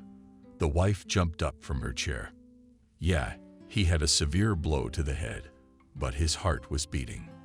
Your friend. When the man said the word, he looked at Adriana as if apologizing. Couldn't have gotten a pulse. She's not a doctor. Oh my God. It gets scarier every day. Adriana became hysterical. It was clear that she wouldn't listen to anything else. And then they started interrogating her every day. Both Adriana and Ethan were called in. Until it was over. It was almost at that moment they were allowed to take the body away. They had to bury it. Don't worry, I'll make arrangements, Ethan muttered to Adriana. He himself doesn't know what it was that got him so hooked on her that he just wanted to help her. He did make arrangements with the funeral home. They did everything to the best of their ability. Adriana looked at her husband lying in the coffin and could not believe that all this was really happening. Forgive me, my love, for not believing you. She kissed him. And then there was the trial. Kathy sat in the cage. She only had eyes for Adriana, and Adriana for her. People were saying things, but the widow didn't know what was going on. She was asked something for the 100th time. She answered on automatic. When the judge left to pass sentence, Adriana turned to Ethan. Oh, get me out of here, she asked him. Okay, let's go, he gave her his hand. They arrived at her house again. Ethan was sitting in the same chair again. He was looking at Adriana. She moved like a robot, knew where to pick up things and where to put them. You need to eat properly, he told her. Do you realize what happened? She sat down on the couch and stared at the man. With difficulty, but the picture was becoming clearer. He fell silent. I don't know how many years she was sent to prison for, but I wish her all the pain she went through. I told Adriana, with anger in my voice, you don't have to. So she's human too, Ethan said. And I'm not. She ruined my whole life. Adriana cried. That's it. You don't have to cry anymore. It won't help anything. He patted her hand. When was the last time you were home? She asked the man. The day you and I were going to go carry. He didn't finish because he thought he would make Adriana uncomfortable. Wow. At least you ate. She looked toward the kitchen. Well, yeah, something before Kosovo, he smiled. And slept. Adriana began to question him. It's okay. The main thing is that everything is the same with you. He smiled at her. You're a real person, you know. She smiled for the first time in a while. I cared before your case. Ethan did spend a lot of time in this apartment, but he didn't feel anything but rash and some kind of hunger. Even though Adriana asks about it, he made her porridge, sandwiches, and everything else for herself every morning. Oh, why didn't I pay you? She gulped, got up from the couch and started looking for her bag. Calm down. It's nothing. I've basically done nothing. Just put you in the right frame of mind. He took her hands in his. But it can't be like that, can it? She sat down on the couch again. Everything in life can be. He smiled at her. She calmed down. They continued to communicate with Ethan. Summer came. Adriana came to the cemetery every day. She sat on a bench, talking to Michael. She loved being here. Hey, what are you doing? Ethan called her every night. It's okay. Come visit. She always invited him, but he rarely agreed. At first he didn't come at all, saying he was busy, but then he started coming once every week or two, and they knew almost everything about each other. You know, I miss you so much. I'm so used to having you around, Adriana said to him. They were sitting in her kitchen. It was snowing outside the window. If you wanted me to, I'd stay for good. He finally decided to say it. I can't betray Michael. She shook her head. They spent New Year's Eve together, and on January 1 they drove to the cemetery together to honor Michael's memory. They stood by the grave for a short time, put flowers on it, and drove back home. I can't believe it's been a whole year since he's been gone, Adriana said sadly. Adriana, I'm sorry. I'm a little busy today. I'll drive you home and leave you there. I'll come back tonight, and I'll look at her. Sure, she smiled. Adriana went up to the floor, undressed, made herself a hot tea. She sat down on the sofa, returned to the plate, and took the family album in her hands. How happy were we? Adriana looked at the pictures. The album was half empty because those photos, where Kathy was, she just tore. The woman didn't realize how she'd fallen asleep. Hello. Michael came running towards her. All around was summer, warmth, grass, green apple trees. Then Adriana. Michael, how are you? Adriana looked at him. She ran up to him, touched his face, and couldn't believe he was alive. I just came to meet you. He kissed her cheeks, lips, neck, and cheek. He always did that, and she always said that. Adriana, not giving up on Ethan. He's good and he loves himself. Looked at her seriously. Michael, what are you saying? I love you. She couldn't look into his eyes. I don't. Remember me. Live with Ethan. He was looking at her very seriously. She knew that look. You've done well, she thought. She laughed. Very well. He kissed her once more and disappeared. Michael woke up Adriana.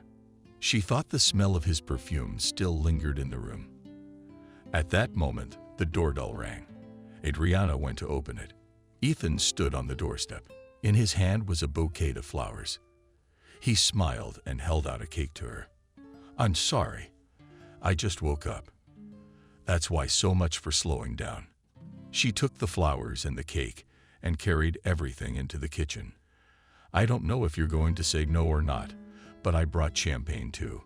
He took out an empty bottle. Come in. She called him to the table. I want to drink to the most beautiful lady in this room. Ethan raised his glass. I'm smitten. She pretended to be surprised. They were talking about something. Adriana looked at Ethan and realized that she really liked him.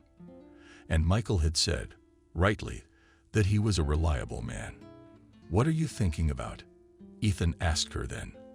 I was dreaming about Michael, she said, but at the same moment she thought she was about to be taken for a lunatic. And what did he say to you? It was interesting, Ethan, to make me look in your direction, she smiled. And you became even more interesting. I'm sitting here thinking, why not? There was laughter in the kitchen again. I love it when you laugh, Ethan said. He got up and walked out of the kitchen. He was gone only a few minutes. Then he came to the door, knocked on the jamb. "Come in." Adriana understood his game. "Hello. Can I meet you?" he asked and looked Adriana straight in the eyes. "Yes, my name is Adriana. And you are?" "I'm Ethan. What do you do?" Adriana asked a new question. "I'm going to ask you out tomorrow. And I think I might say yes." They had another drink. After that, they talked about everything for a long time. They sat up until nightfall. And then Ethan started to get ready to go home. As he held her hand as he walked back, at those words, her heart folded in her heart. She remembered the gruesome story again. "Don't." He put his arm around her. "How about you stay?" she asked him, even though she knew it sounded ambiguous now. "No, a decent girl doesn't act like that." He wagged his finger at her. "Okay, I'll see you tomorrow." She closed the door. After that, Adriana lay down on the couch and started thinking about Ethan. Not as a good acquaintance, but as a man. They had started dating. Ethan tried to surprise her all the time, making up things, taking her on outings, and close to New Year's Eve, he proposed to her. "I said yes," she whispered then. They played a wedding, at which there was almost no one. And in March, Adriana was surprised to discover she was expecting a baby. "Don't even look. This baby is going to be born." Ethan wagged his finger at her. "Thank you," Adriana said quietly. She knew it was Michael who had helped her get pregnant. "What's there whispering?" Her husband came up to her. "I wasn't going to do anything," she said quietly. "Adriana, I'm the luckiest man in the world," he told her. "And I'm a lucky woman," she rejoiced. In the summer, when they were walking in the park, Adriana couldn't even see her legs because of her huge belly. They thought they were going to give birth to a rich man. And it was. On the doctor's due date, little Michael was born. Neither Ethan nor Adriana had any doubts about what the baby would be called. The now proud father went out to the yard every day with the stroller. He looked at his wife and could not believe how lucky he was.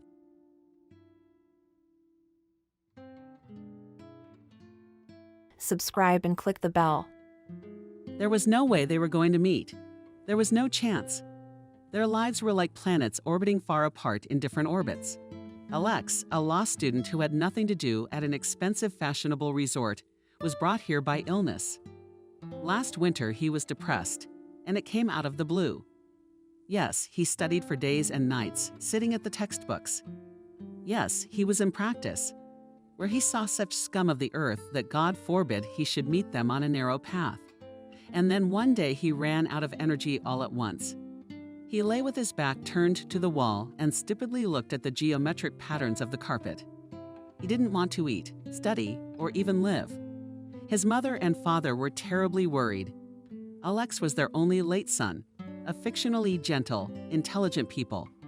They never pressured the boy. If he was forbidden something, he understood perfectly well why. And all that could be allowed to him, allowed to get a dog, to bring home friends with a sleepover, to go with the class on a camping trip. He never heard from his father and mother no. It was the same with his choice of profession. Alex's mom worked as a people's assessor for a while. They're called nodding fields because they never challenge a judge's opinion or decision. But Mom had a girlhood crush on the judge, an attractive blue-eyed woman of about 45 years old. Mom admired people who, despite a difficult life, retain optimism and a cheerful disposition. Judge Nancy had been divorced a long time ago and was raising a deaf-mute daughter. Her husband left just because of the birth of such a sick daughter. Also a member of their family was a huge Maine Coon cat. Once there was a newspaper with a program on TV. And the cat took this paper as a special kind of invitation, meaning you can come here. The program was removed a long time ago, but we couldn't eradicate the cat's bad habit. They never turned on the TV. Nancy Helen's daughter lived in a special boarding school. She came home on weekends. Her mother was not going to marry anymore and gave all her strength to her work. In the first place, because she sincerely loved her work, and in the second place, she saved most of her earnings. She wanted to take Lena abroad for treatment. surgery plus rehabilitation. Every day Nancy had to judge people who stole something or didn't share something or beat up or even killed. Most of all, she did not like the cases concerning the division of property, when people who had previously considered themselves relatives and were going to live together for the whole century began to fight over some closet or gold jewelry, and attacked each other with such fury that the civil case right there in the courtroom and threatened to turn into criminal. One time Alex went to pick up his mom too early. He had to wait for her. A young man named Parker was on trial. He had just been released from the zone and returned to his mistress Betty and was just beginning, so to speak, to taste freedom. In the evening, they quarreled and Parker stabbed Betty. The ambulance came. Betty was drunk and didn't want to go to the hospital. They could barely convince her to get stitches. She wanted to stay with her example, who didn't understand why he'd taken up the knife. In the courtroom, they told each other they loved each other. "Betty, I'm sorry, there's no one I care about more. Parker told you. I'm going to sit down again, aren't you? I'll be waiting for you." Betty pressed his hands to his chest. This was a side of life Alex didn't know, had never encountered. Parker got 2 years and 10 months. And Betty was in the hallway excitedly discussing with her sister what to send him in first gear. Nancy felt sorry for him, Mom said as she and Alex drove home. She gave him the shortest sentence possible. He had already been convicted once, but his girlfriend was almost on her knees, assuring him that she held no grudge against him. Alex seemed to be thinking about something of his own. But isn't that when he started reading different literature? Not like before. If before he was interested in adventures, now they were replaced by detectives, books about the elusive, criminals, bloody maniacs, their kidnapper, and domestic violence. In Alex's senior year of high school, he told his parents he wanted to become an investigator. Mom was scared. "It's dangerous. Can't you choose some more peaceful profession?" Dad objected. "Alex is not likely to go into a dangerous line of work. I think he'll work in our small town, and soon all romance will be dispelled. He'll have to investigate a case like the one where a homeless man broke into an apartment and stole a laptop to drink it away. So I'd like to know, wouldn't a chore like this turn him away from the legal profession?" Alex wasn't in the mood to open up. So he briefly said, "We'll just have to wait and see." And during the years of study, he really had to see a lot of things that were too cruel, rough, ruthless. Practice was coming to an end, and again lectures were replaced by seminars. And at home he had to study reports, prepare term papers, and then look at the subject of his diploma. I studied every day until late at night. And finally, from the accumulated fatigue, and there was that very nervous breakdown. He became depressed. Parents were worried God knows where the money came from and bought him a trip to an expensive sanatorium by the sea. Alex didn't even want to go. What difference, where he will lie for hours in a fetal position in a city apartment on the 8th floor or in a local room, 100 meters from the sea. But suddenly the change of place did him good. In the sanatorium, the doctor began to treat him the old-fashioned way. He did not prescribe expensive procedures for the young man. Different spa healing climates, sea bathing, long walks, and drinks with soothing concoctions that were given at the bar had to do the trick. And after a few days, Alex felt that the air here was really healing, and he began to fall asleep easily in the evening. Sleeping soundly at night, he stopped having nightmares, and early in the morning he was greeted by the sea, clear as a tear, which washed away all the negativity and got rid of heavy thoughts for breakfast. Alex came with a wolfish appetite from metal, even milk porridge, which he did not like before.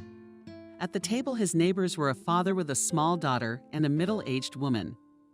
The little girl had a pretty face. Her hair was twisted into 2 thick pigtails. She chattered amusingly, and somehow it so happened that if the little girl was given peaches or cakes, everyone at the table was happy to give them to the little girl. Her daddy, Benjamin, smiled embarrassed and grateful. The middle-aged woman's name was Helen. She was unusually silent. It was clear that she was a wealthy woman. What was the jewelry alone? In the ring and hid a large diamond earrings with the same gemstones attracted admiring glances. Helen's short-cropped hair was kept small, which she dressed simply, but not a single thing looked cheap. And also the open things that women in the South love so much, Helen wore no loincloths, shorts, short skirts, over t-shirts. She always threw on a long-sleeved shirt or jacket. Helen probably did this then to hide her painful thinness. She seemed not just slim, but truly emaciated. Alex thought she must be on some fancy diet. Sometimes Helen sat down at the table, drank only a glass of tea, and left immediately. Sometimes, without any appetite, she would pick at the second course with a spoon and leave the plate. It was still rare when I managed to meet her gaze. If the neighbors at the table were talking to her, Helen answered, looking somewhere past, and her answers were always complicated and her voice quiet, as if she was afraid to say an extra word. Alex never met her either on the beach or on excursions, and they were organized almost every day in the sanatorium. You could see Helen only on the farthest paths, and that's not immediately noticeable, sitting on a bench somewhere, face hidden by a wide-brimmed hat, enjoying the solitude. Alex didn't really care. He was glad that he was starting to come to life himself. There was an interest in life. For the first time in many months, he began to make some plans. Periodically, all vacationers in the sanatorium had to visit the doctor to check how the treatment was going. What was the result? Alex waited for his turn. Sitting in the corridor at the doctor was Helen. The door was slightly open, and Alex heard her voice, characteristic, slightly stated, "To great regret, we were not able to help you. Isn't that right?" Sebastian asked the woman softly. "Well, probably, if I hadn't come to you, I would have been worse off." Helen tried to answer delicately. "You haven't put on weight." "Not a bit." "Blood pressure's still spiking," Sebastian listed. "And the psychologist says your anxiety level hasn't gotten any lower." "That's right." Silence. Alex imagined Helen nodded. "That's right," Sebastian summarized. "Until it's removed. The root cause you won't recover. I would recommend that you see a psychiatrist when you arrive. Apparently chemistry should already be involved here. Have him find some medication." No, Alex has never heard Helen speak so loudly and with so much excitement. "It's impossible for me. Even then, I proved with great difficulty that I'm not mentally ill." That's the only reason he got jail time. After all, he presented the case so that I made up everything with an unstable person psycho and make hysterics. Jealous of everything and everyone. Plus a vivid imagination. And it's a done deal. But you didn't do the beating yourself. Sebastian was still talking softly. "It's still a basic fact. Didn't I tell you? He somehow convinced my friends, ex-girlfriends, to testify that I've been weird since I was young, that I can cut myself and stuff like that." Okay, apparently the doctor preferred not to go into all that. There was silence. Sebastian must have been writing. "Get it at the nearest drugstore. These are sleeping pills. They're a prescription drug. And for the last few days you'll be here, get some sleep, and don't think about anything. I strongly advise you to go home. Let not psychiatrist, let psychotherapist, let psychotherapist. No one will put you on the register. But as you do not realize, you will not be able to live fully, will not be able to enjoy life, if you do not work on this problem. How much life is left in there, doctor?" Helen abruptly pushed back her chair. A couple of moments later, the door opened, and without looking at Alex, the woman walked quickly down the corridor. For some reason, all day long the young man couldn't forget about this conversation. He waited for dinner to see Helen in the dining room. Usually she was always a little late. They served very pretty cakes for dessert, baskets with cream and fruit. Alex automatically handed his to Ninotchka, while he looked out the door every now and then. But Helen never appeared. The next day Alex, as usual, went to the beach. Early in the morning he liked those hours, when there was still no one here. But who among the vacationers would really think of getting up at 5? Only a few fishermen could be found on the shore. But suddenly he saw Helen. The woman was sitting on a chaise lounge under the awning, although the sun had just descended. But one could see Helen. But you could see Helen, and here wanted to remain as inconspicuous as possible. She was wearing a denim fiber skirt, long to her heels, and some kind of stretchy sweater that Helen was tangled in. She sat with her arms around her knees and stared in front of her. Alex didn't want to disturb her and was about to discreetly retreat, but then she looked at him. They nodded to each other. "Good morning, can't sleep," he said. because he had to say something. As it turns out, even the pills don't work for me. Helen grinned. Alex didn't expect her to answer. She hadn't told anything about herself until now. And I was tired of studying. He said, "Have a seat on the next slogan." Once I decided to give myself a break. That made it easier.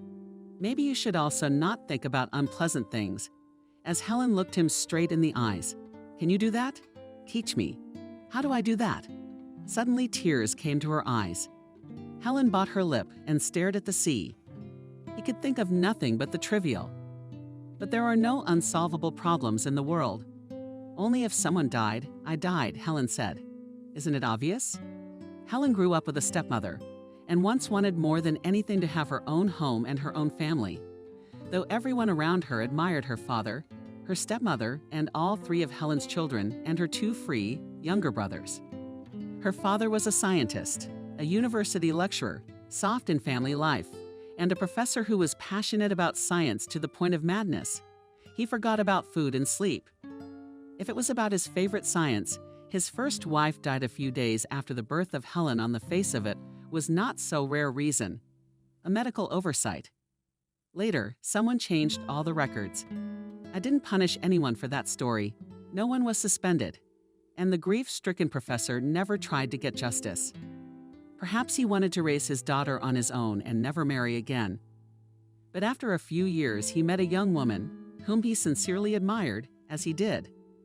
Maria was in love with science, which means that she lived a spiritual life in words, and everything material was of secondary importance to her. The professor very quickly proposed to her, and Maria was not afraid to marry a man with a child.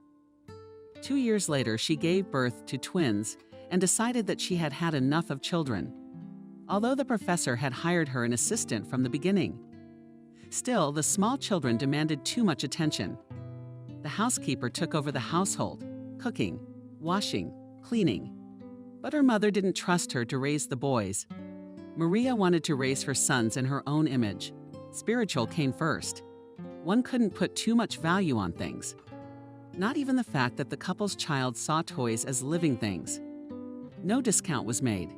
A few times a year, the mother would pack plush animals, cars, and the like into a large cardboard box and give it to a woman she knew. A poor woman with many children. And God forbid that the boys would regret something, of course. In exchange for the given toys were bought new dressed boys were also not worse than their peers. But since they were little, they knew not to dream about things.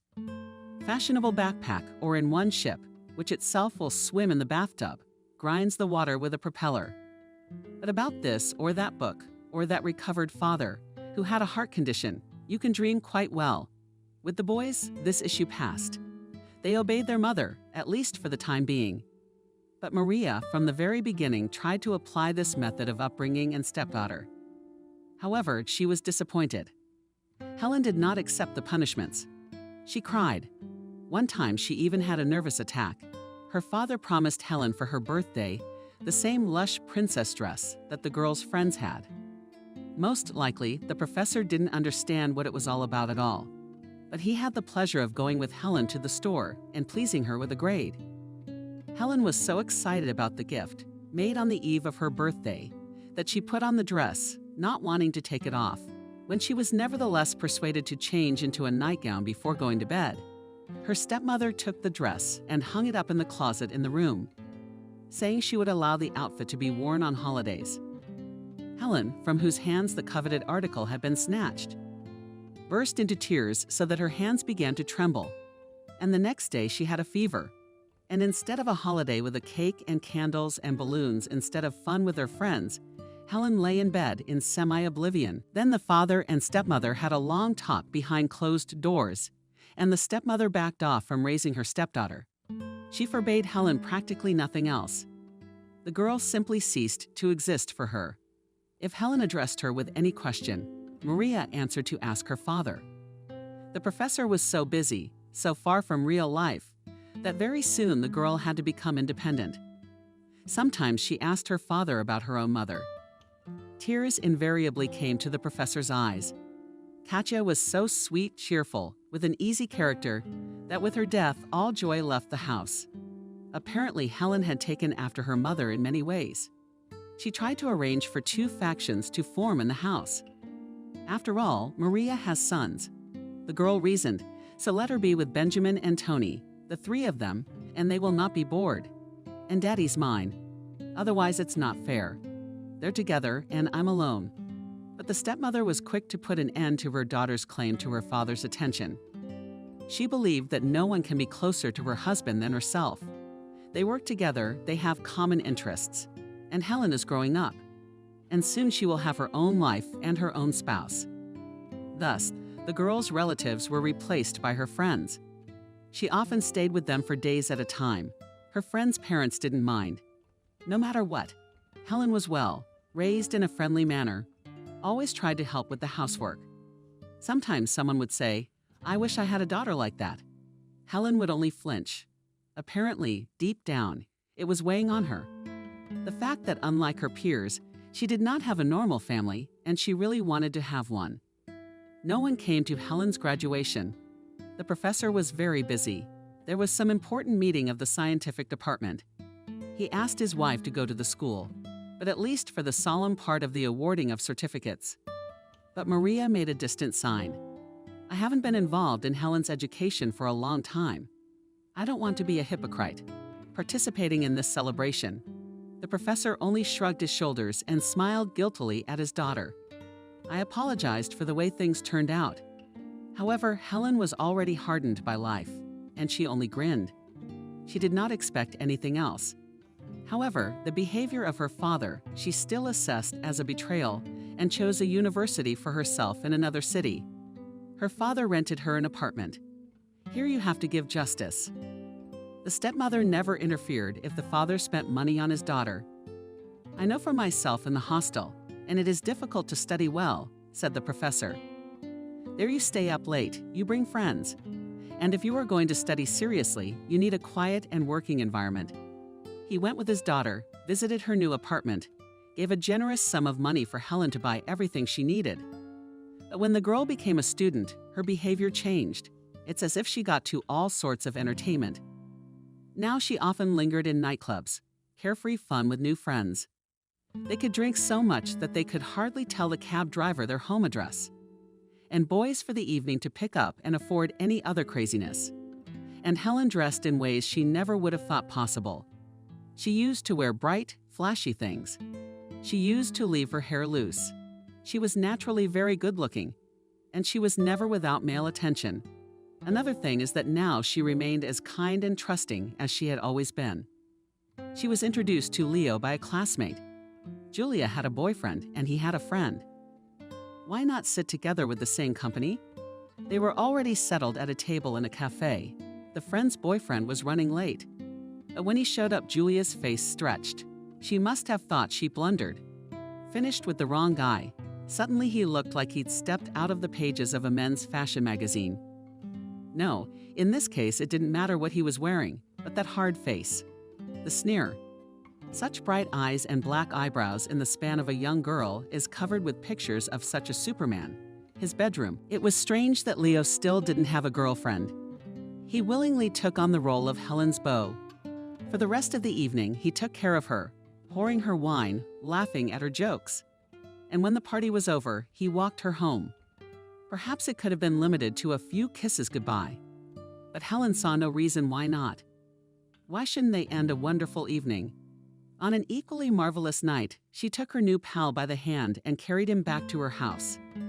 And indeed, the night was so intoxicating that in the morning both didn't want to part. That was where it all began. The romance spun up most impetuously, and 2 weeks did not pass. Leo confessed his love to Helen and asked her to marry him.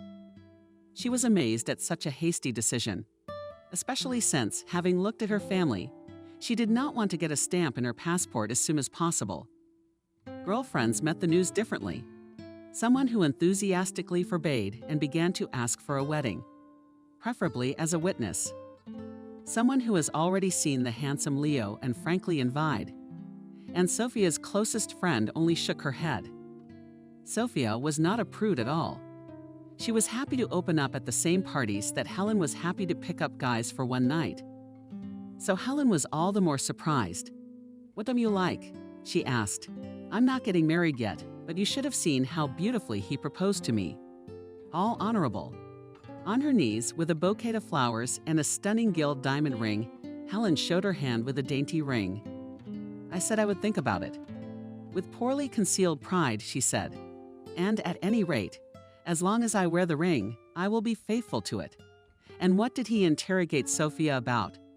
It seemed to me that he was very upset that I had not consented. Helen confessed at once. I think he imagined that I would turn, throw myself on his neck, and confess my eternal love in return. Sophia shook her head again. "I haven't had any experience of my own family life, of course," she said. "But I don't often see guys of that age getting married so quickly. So far, I've only seen a few cases of young men proposing marriage so quickly. And you know who they were talking about? Alcohol. And both of them were already incorrigible.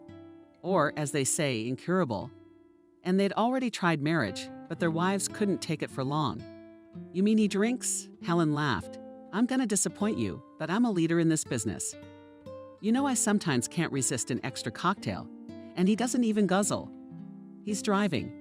What do you know about him?" Sophia kept up. "Well, his father left the family early. His mother raised him, but she was difficult. She drove men around and paid little attention to her son. Maybe that's what we have in common. Neither he nor I had a normal family. Maybe," Sophia agreed thoughtfully. "But if I were to advise you to look for a husband, it would be among those guys who had a normal, good family, where the father was used to taking care of the mother, whose son saw that." And I lazily pitied with unexpected seriousness, said Helen. "He, like me, wanted warmth at home, and his mother gave all her warmth to strange men. He hoped that she would at least give birth to another child, and he would have a brother or sister to take care of. But no. He grew up a lonely orphan with a living mother. But you're not going to run off and marry him right now, are you?" "No, of course not." Helen sounded concerned. "I've already messed up my studies with these affairs. I have debts for the last session. There's no way I can retake it, and I have to do it. It would be a big blow to my father if I suddenly dropped out of the institute. He's the one who pays my rent and gives me money to live on." "Yes," Sophia agreed. "So far you've had it easy. But if you lose your allowance, you'll have to work part-time like many other students." Unfortunately, things took a turn for the worst for Helen, when she once again came to retake the course. The teacher, who already disliked her, tried to do everything to stump the girl. He asked unexpected questions, demanded knowledge of additional material. Helen had spent several sleepless nights preparing for the exam, and now she had everything mixed up in her head. She ended up getting another D. In the study section, she was told that, in general, if she did not want to be expelled, she had two options: or take a leave of absence for whatever reason or switch to a paid department. The girl was not satisfied with both options, but the second was worse than the first. Studying was expensive. She could not take this load on her father. It remained to take an academic classmate, whose mother was a gynecologist, asked her to make a fake pregnancy certificate. Helen was given a sabbatical leave. The girl decided to get a job in a cafe, save up some money. And if she couldn't recover next year, she'd pay for her own tuition. But Leo, when he found out what had happened, insisted on marriage with redoubled force. "You won't be dependent on your father," he urged. "I earn enough. If you want to, you'll study further. Do you want to?" "No. Don't you like the prospect of being your own boss?" Helen resisted for a while. She did get a job as a waitress in a small restaurant, but she didn't last long. First, she was snapped at by a customer who thought Helen was too clumsy and sloppy. Then her companions accused her of cheating on her tips. In this restaurant, it was customary to deposit tips in a common pot, and then to distribute them. And most of it went to those who had worked here for a long time. The newcomers, on the other hand, got the crumbs. This unwritten rule seemed so unfair to Helen that she actually arranged for some of the money that visitors gave her. In short, the girl was out on the street. And that's when she went to the registry office with Leo.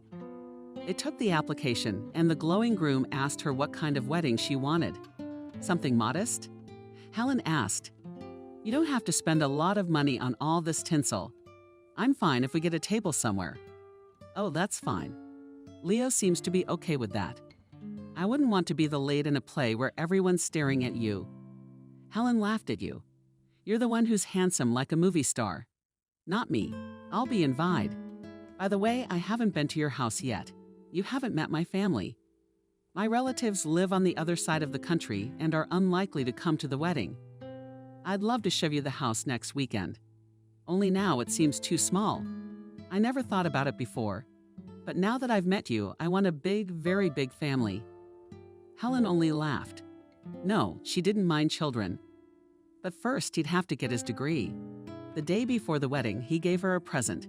They were to go on a wedding trip, but it was supposed to be special, just like he was special. He rented a cottage by a lake in one of the northern regions, but you probably can't swim there. Yes? Helen mumbled confusedly. She had assumed that they would go somewhere after the wedding. But she imagined that it would be the south, maybe Turkey or one of the European countries. Even the Krasnodar region. Sea, sun, fruit. A room in a nice hotel. They would get up at dawn and walk along the beach, holding hands. But Leo even grumbled. You can't find privacy there in season with so many people.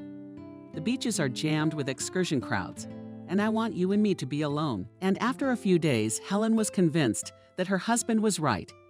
Instead, he chose a wonderful retreat and a cottage in the woods, surrounded by huge picturesque fir trees. How wonderful the pine needles smelled. It took a few minutes to walk along the wooden planking to the lake and sit on the bridges and admire the view. The water in the lake was the clearest and not so cold. They enjoyed swimming several times a day. The cottage was small, but Helen fell in love with it. 2 bedrooms, the second one was obviously unnecessary. A cozy kitchen finished in wood and a living room with a window and a fireplace. The ceiling-high refrigerator was filled with groceries and newlyweds. There was no need to drive to the nearest town, although it was a quarter of an hour at most by car. Helen had never had such a good time. They would actually get up at dawn, have coffee on the terrace, and then the whole day belonged to them. One could walk along forest paths, discovering new picturesque corners. You can splash as much as you like in the clear, clean water. On rainy days, one could read by the fireplace, listening to the sound of the rain. And that night they spent under the open sky, sheltered by a single plate, with the same old starry river flowing over their heads. Helen had forgotten to bring her birth control pills. Going through the small medicine cabinet, she discovered they were gone, although she thought she had put them in with her medication. At first, she was saddened by this, but then she waved goodbye. And she felt so good next to Leo that she thought, as it will be, so it will be. She was sure her husband would solve any problem with him. She would not have to think about her daily bread, or about the fact that the child lacked something. In this corner of paradise, Helen felt as if she had rested for all the past years. She felt truly loved and desired. So she didn't want to go back to normal life. But Leo had promised her another surprise, and he was not wrong in promising that his house would make her admire him. She hadn't expected her husband to be such a wealthy man. It was a beautiful mansion on the outskirts of town. It wasn't exactly a high-profile place. It's not the waterfront, but it's near the woods. You could look at it and reminisce about your wedding trip. High, low fence, automatic opening doors. I'll be safe for you here, Leo said. No one's gonna steal you away from me. Who needs me? Helen started to pay and went to look at her new possessions. The house was not that big. A kitchen on the first floor and a living room on the first floor. 3 rooms, bedroom, study. And the third one Leo said would be a nursery. Last of all, he showed her the basement. Most of it was set up as a gymnasium. There was also a small room. According to Leo, Helen's eyes shone for storage of all kinds of junk. She mentally envisioned making this the most beautiful house in the world. She didn't know exactly how much Leo earned, but she was sure that she would have enough for various transformations. And she'd be working soon, too. Don't you have some blag to find me a place? She asked at dinner. Helen always tried to turn dinner into a little celebration. Not only cooked something tasty, but also beautifully set. Our table. She'd set glasses, pour wine and talk. under such a feast was usually the most pleasant. But now Leo looked up at her in surprise. "Why do you have to work?" Helen was confused. "I always thought that I should not sit on my neck." "You're not sitting on my neck. I always thought I'd patronize and pamper my wife. She wouldn't have to work for someone else's uncle and put up with his whims." Helen was very pleased to hear this, and the conversation ended there. A week later, however, the young woman returned to him. Now Leo went to work every morning, and Helen spent the whole day alone. In addition, her husband always returned at different times. "You can't guess what time to make dinner so that everything is hot." "I'm thinking of getting a job," she said. She poured her husband coffee again and added, "Well, I'm here all day by myself. You're not going to watch TV or read all day long, are you? I should at least get my license. I could go to a friend's house or shopping. And if you were babysitting, you'd be bored too." Leo looked at her carefully. "But that's another matter. Helen even laughed. My familiar girls say that the first time after childbirth, and so you go like a zombie with one single dream to sleep. So why should you get a job now and then go straight to maternity leave?" Leo asked.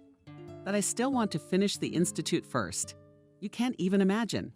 What a disappointment it will be for Dad if I don't have a diploma." Helen protested. "Dad lives only for his science." Leo shrugged, and a few days later Helen took a test and found out she was pregnant. Leo organized a real celebration. Helen wanted to invite Sophia, her closest friend, but he objected. "This is the most important moment in our family's life. We don't need outsiders." But there were flowers and very expensive champagne and ice cream. Helen's favorite sweet, which she preferred to cakes and pastries. Leo immediately said that she would be observed and give birth in a private clinic. No flow doctor who will behave from the beginning and up to the delivery. The most attentive attitude separate room. Of course, Helen could not help but be grateful to her husband for such care. But privacy has already begun, a little burdensome for her. However, the doctor who brought her, Leo sent Helen to all sorts of examinations, and the results were not too pleased. "And you look healthier and stronger than you really are. But things aren't going so well. Something's threatening the baby. Is Helen scared?" "Not if you follow all the recommendations. The doctor said to stick to bed rest. At any moment, you could become dizzy, uncoordinated. You should be able to sit or lie down." "I see." Leo, who was present during the examination, asked his wife affectionately, "So you can't leave the house, dear?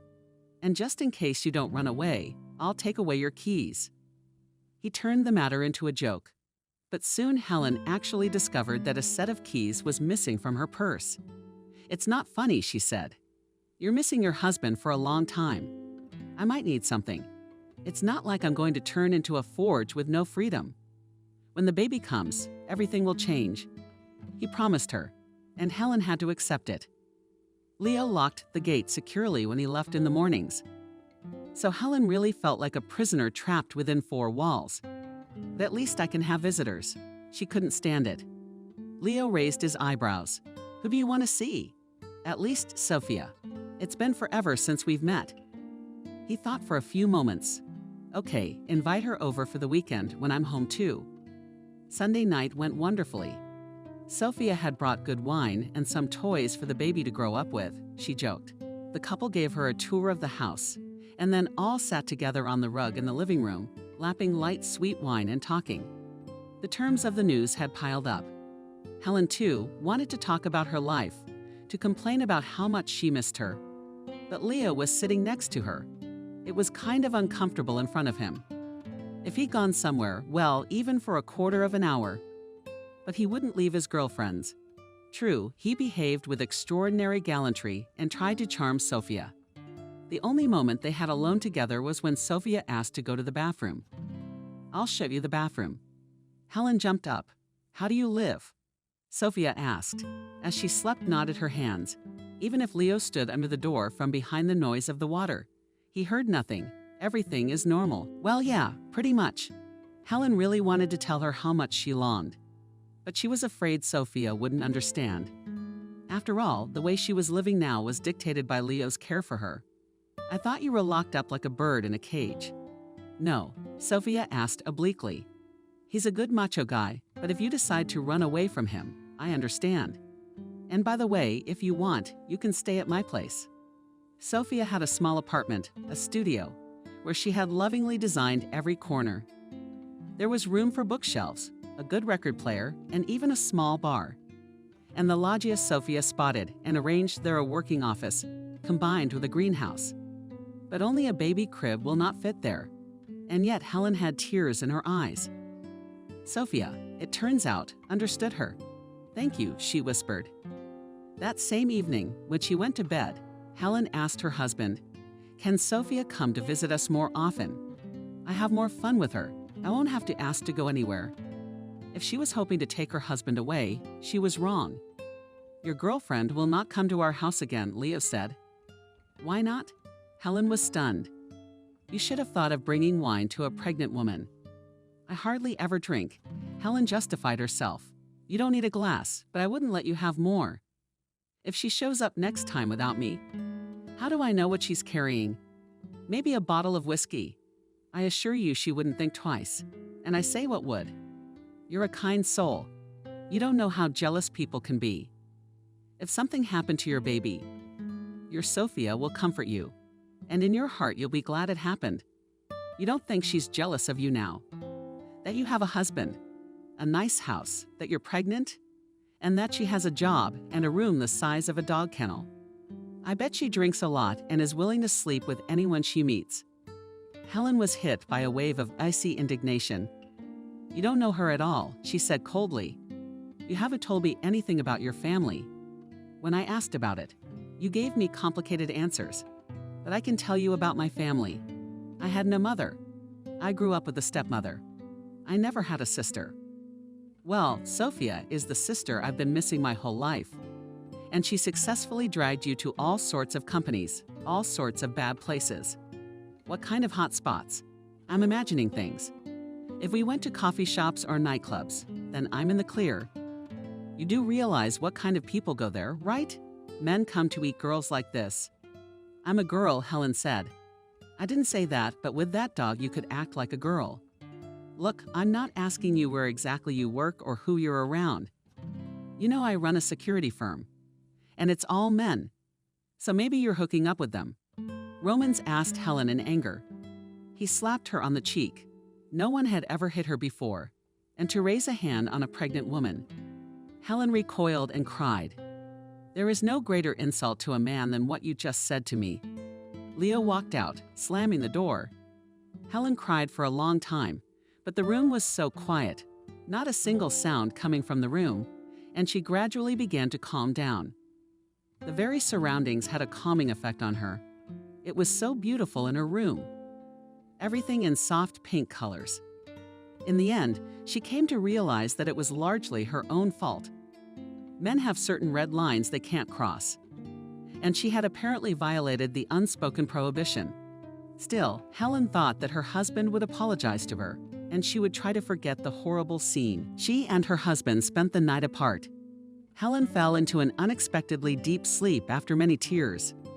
She woke up several times, and each time she checked to see if Leo was there. It seemed to her that he must be there. After all, loving people always understand if they have hurt someone else and try to earn forgiveness, even if they are not guilty. But Leo did not come. In the morning, Helen heard that her husband was going to work. She couldn't believe that he was going for nothing. Besides, she wanted to eat too. So she casually walked into the kitchen where he was finishing breakfast, poured herself a cup of coffee, and made a sandwich. "What should I buy today?" Leo asked, as if nothing was wrong. "Will you write a list?"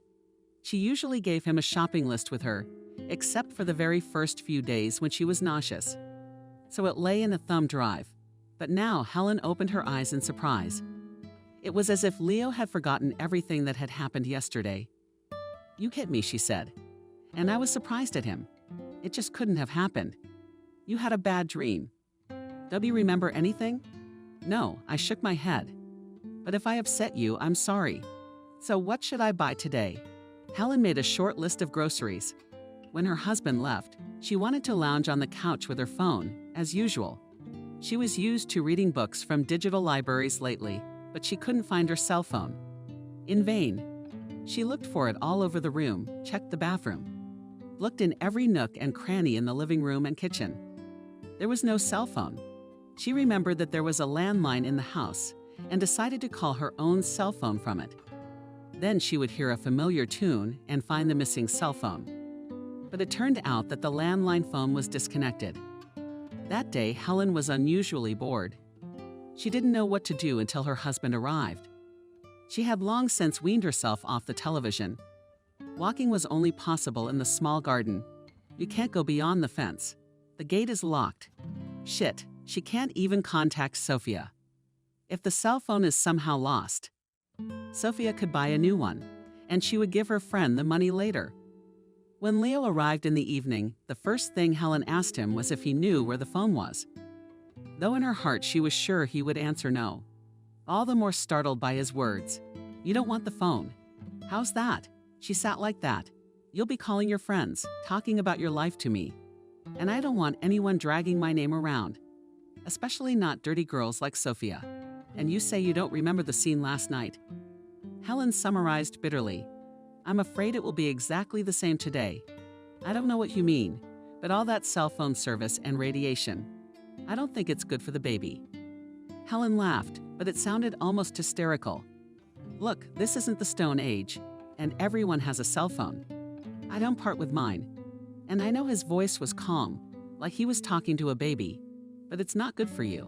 Look at you now, your nerves are shot, and I need to keep you safe from any anxiety. Give me the phone, and I'll calm down. I brought you something else." Leo went out and came back with a small flat box. "You say you mostly read books on the internet? I bought you an ebook, and at my request, they put 100 detectives and love stories in it. When you read it, everyone tells me I'll announce your library, but that's not what this is. Do you have a TV for the news? What else do you need? I need to be able to contact someone. You're out all day. What if something happens to me? Get sick? I'd have to call an ambulance to get you out of work. Now I won't leave you so long." Leo said affectionately, "I'll stop by in the middle of the day to see if you're all right." And he did visit her once or twice a day. He always came at different times, and he didn't stay long, sometimes only for a few minutes, to make sure everything was all right. Helen panted, wandering around the rooms. An e-book couldn't replace the internet for her. She realized that she had complained about loneliness for nothing before. She could sit on forums, chat in chat rooms. She could contact the same Sophia through social networks. Now she was deprived of all that. The books her husband had downloaded for her were cheap reading and couldn't occupy her thoughts. Does he really care about me that much? She asked herself, but it's really choking me. Hormones were probably affecting her too, because she didn't recognize herself. Every now and then she started crying like a hurt child and felt very unhappy. A few days later, Helen told her husband, "I can't go on like this. I'm leaving you." He was just finishing his lunch and gave a marvelous green pea. Leo raised his eyebrows in surprise. "Where are you going to go? Shouldn't you care?" She answered defiantly. "I understand," he said calmly. Now he spoke with more than just that tone. "You wanted to live with your Sophia until the divorce was finalized, and then have a baby, get a job, and get child support. I painted the right picture. So what? 1,000 women live like that?" Helen twitchy chin. "But you're not going to live like that. First of all, you're not going anywhere because you're carrying my baby, and I'm not going to give you the opportunity to steal it from me. I'm not going to steal." Helen realized for the first time that her husband might not just let her go. Just like that. "Will you be able to see him?" He shook his head. "I don't like it. But don't you realize what's made me unhappy? You're not yourself right now." Leo took his time and poured coffee for both of them. "Then when the baby comes, you'll think you're crazy for a while. It's okay, it'll get better. You'll see that you can't stop me from leaving. You're a free man, but so am I. Are you sick now?" Leo tried to stroke his wife's arm, but she pulled her back. The sick are taken care of without asking for their consent. "I will leave," Helen said not so confidently. "No, you won't. But if you want to, you can try." When did Leo leave? Helen walked around the castle one more time and realized that her husband was right. Maybe a man trained and physically strong would be able to get out of here. But not a pregnant woman whose eyes darken every now and then and for whom physical effort is contraindicated. The wall is high and topped with metal peaks. She has no phone now. The gate is on an automatic lock. The house is set back from the other buildings, and there's no way that if she screams, anyone will hear her. And besides, it would be a lot easier for Leo to make her look crazy. Helen remembered an acquaintance who had an elderly mother. Emily would go to work in the mornings, and the old lady would open the window and scream that she was being murdered. Called her daughter for help. Her greatest fear was that her mother would fall out. So she finally put bars on the windows. The mother was sedated, but nothing worked. Her screams echoed down the street. Another thing, the neighbors were aware of what was going on and did not rush old ladies to help. Nevertheless, Helen tried to climb up to the attic. The roof of the house was flat, and part of it was a kind of observation platform. But Leo had made provision for that. The entrance to the attic was locked. The young woman cried once again. In her heart, she hoped that she would somehow find a way to escape and would be among her own people today. But it turned out that escape would have to be postponed until later. As a last resort, she would run away from the maternity hospital. Better yet, she'll tell everyone around her. The doctor, the nurses, the women in labor. That Leo turned the house into a prison. He's kept her imprisoned her entire pregnancy, and now needed to help her sneak out of the maternity ward with the baby. Helen didn't much care where she went. She could stay at Sophia's for a while. Cramped, but not too cramped. Then maybe she could find some work so that she could afford a nanny for the baby. At the very least, she'll move in with her father. He wouldn't kick her out of the house. Thoughts of her father brought her back to the institute, which Helen had forgotten all about. Her father still thinks she's studying, doesn't he? He sends her money for the apartment, and it is saved on her card. But Leo has the card too, as well as all family documents, passports, policies.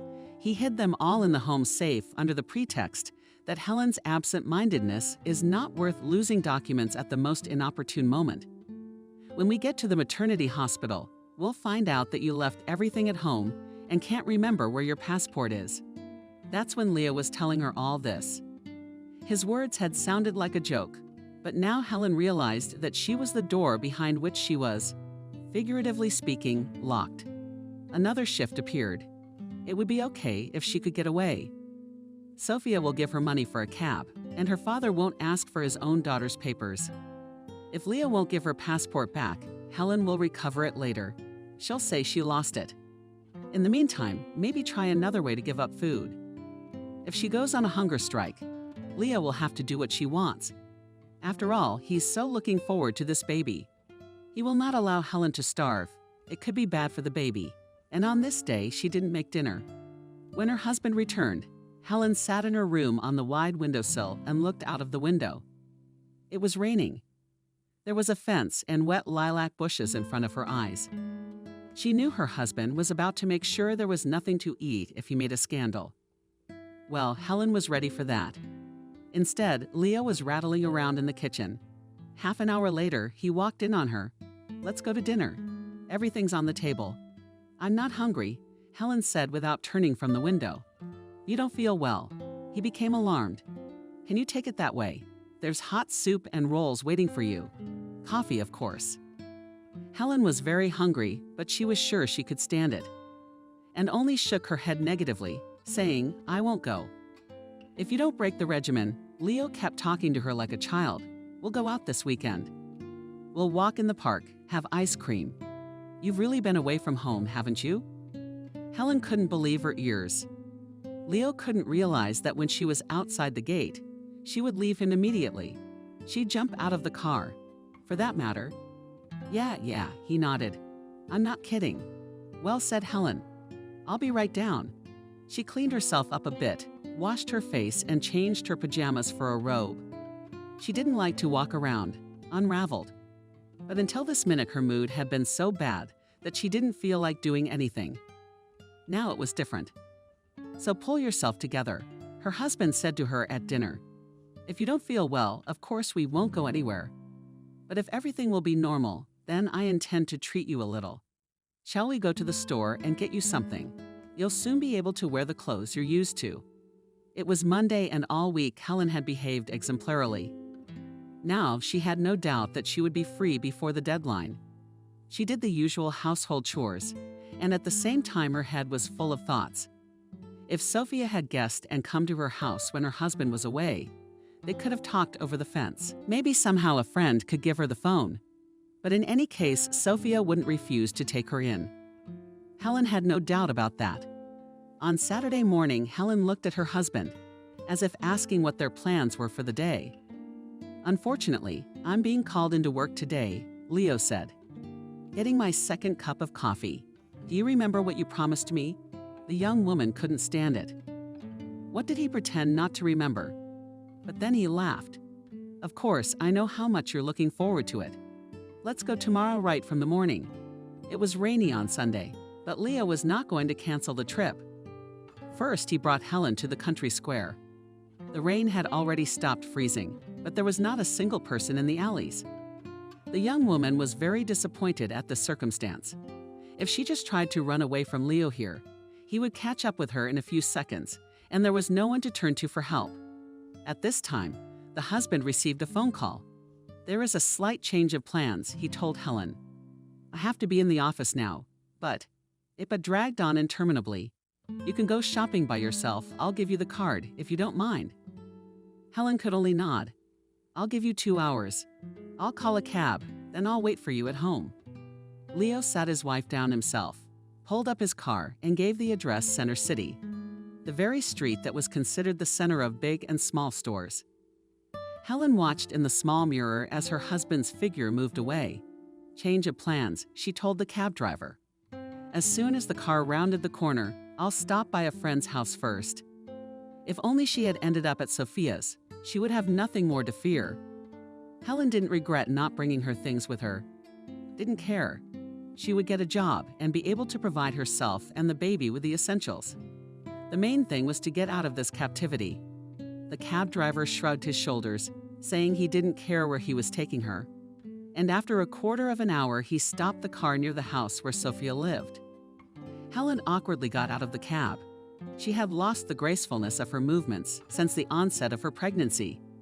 She still had to climb to the 3rd floor, and her heart was racing like a hare's. There was a slight odor of Wendy's in the stairwell, and Helen was overcome with nostalgia. It had always smelled like this in here. Sophia's neighbor old lady, Wendy, had a great deal of respect for it and put it generously in all the closets and commands. Helen pressed the bell button, imagining that in a few seconds her friend would open the door for her, and they would throw themselves around each other's necks. But no one rushed to open it.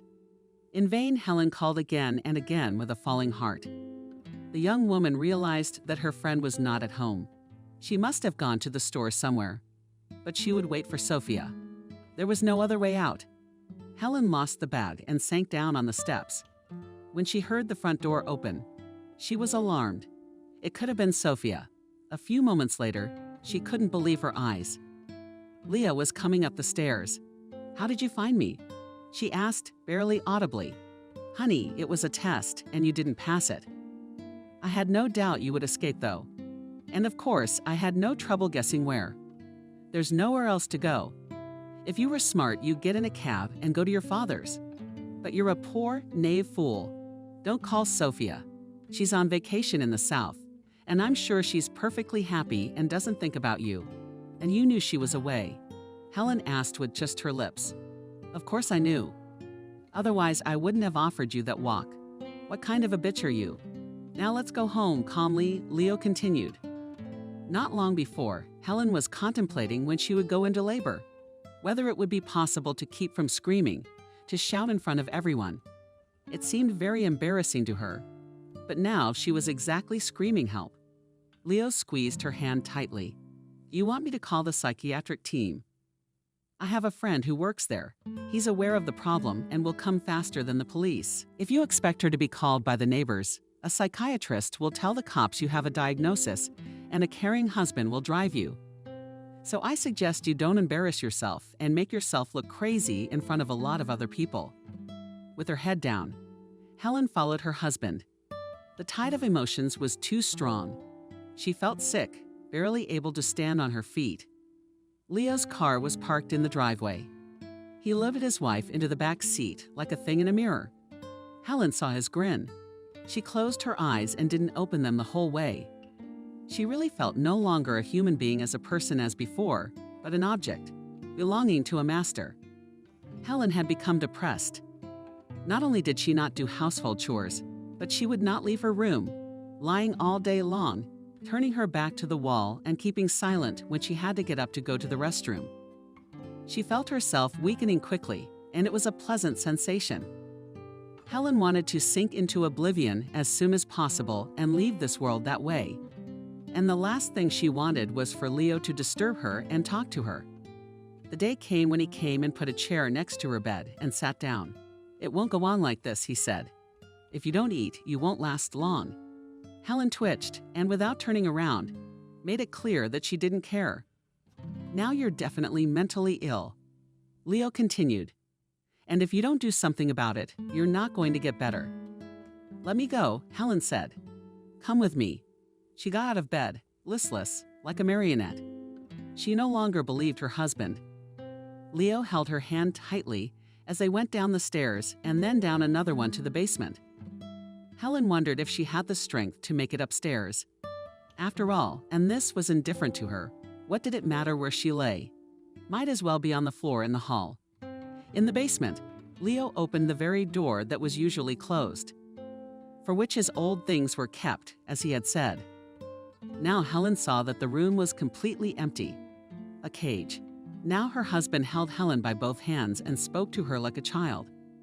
"If you behave as you do now, I won't be able to leave you alone. You understand? In your condition, you could hurt yourself. There's plenty of opportunity for that up there in the house. And I can't let anything happen to you and the baby. You keep going. You'll be seen by a psychiatrist friend of mine, prescribed pills, and you'll live here with all the furniture. Mattress, night potty is fine. You had this torture chamber specially set up?" she asked. "No," I shrugged. "It's not uncommon for mansions to have a secret room like this to hide in. If there's a break-in, a robbery, or some other emergency. This time it's my emergency. You're the one who wants to be medicated, so you'll lie there like a vegetable. Why do you need all this?" Helen didn't realize she was going to ask that question herself. Neither did Leo expect it. He was silent for a few moments. "Because you're mine," he finally said. "When you and I got married, you're the only one I belong to. I've never thought of leaving you or changing you, but you're always tearing yourself apart. But I won't let you go. You promised, Leo. But 1 million people get divorced." Helen said tiredly, "What makes you think our marriage is special? I think you're the one who's mentally ill, not me." "Be that as it may," he replied, holding back his anger. "Do you have to answer that question? Do you want to spend the time left before the birth in a human way? Or do you want to be locked up in here? Not humanly. It will be either way." Helen sighed. "You know, I don't care. It's up to you." "Okay," he said. "We'll give you another chance. Well, have something to eat tonight. Let's go upstairs." And Leo helped his wife up the steps, overcome that she couldn't do it alone. Helen knew she had to wait for the birth, but she could not have imagined the shock that awaited her.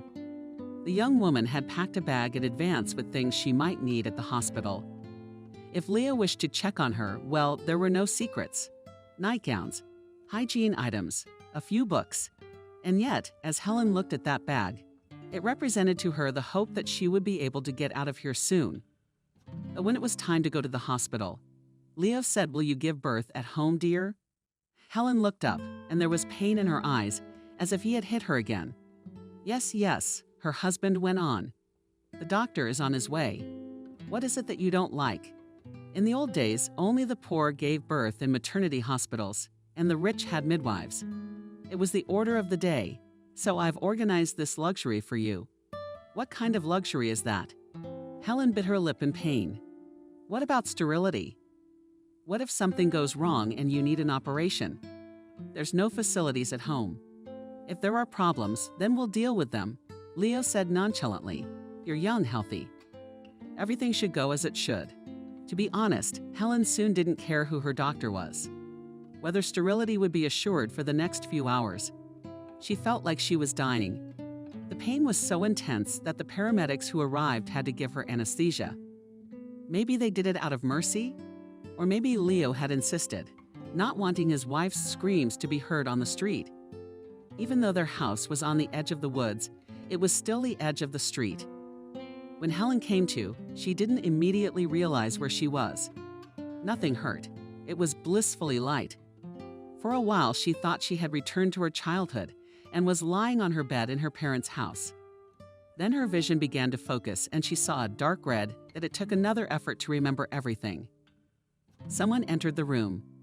Helen turned her head and saw Leo's face. His was as fearless and calm as ever, unbelievable. Who was born? Barely audible, she asked. "We have a baby girl."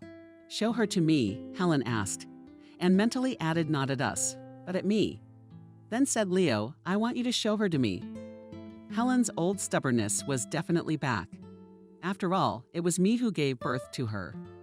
"Now you get some sleep, and then I'll show her to you," Leo promised.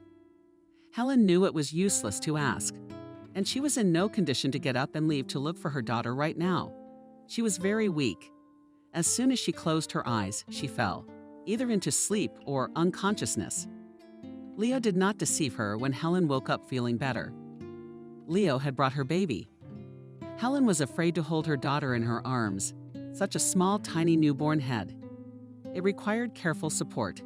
"Is she all right?" Helen asked, not noticing she was crying. She put her daughter to her breast. "What did the doctors say?"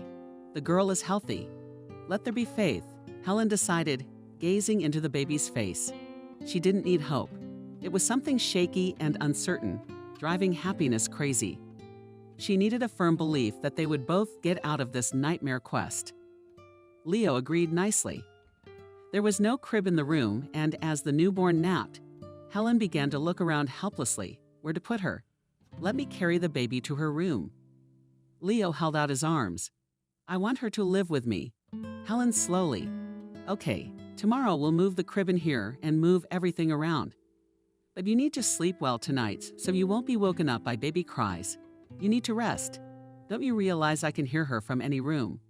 But still Helen gave her husband the baby. And he was right.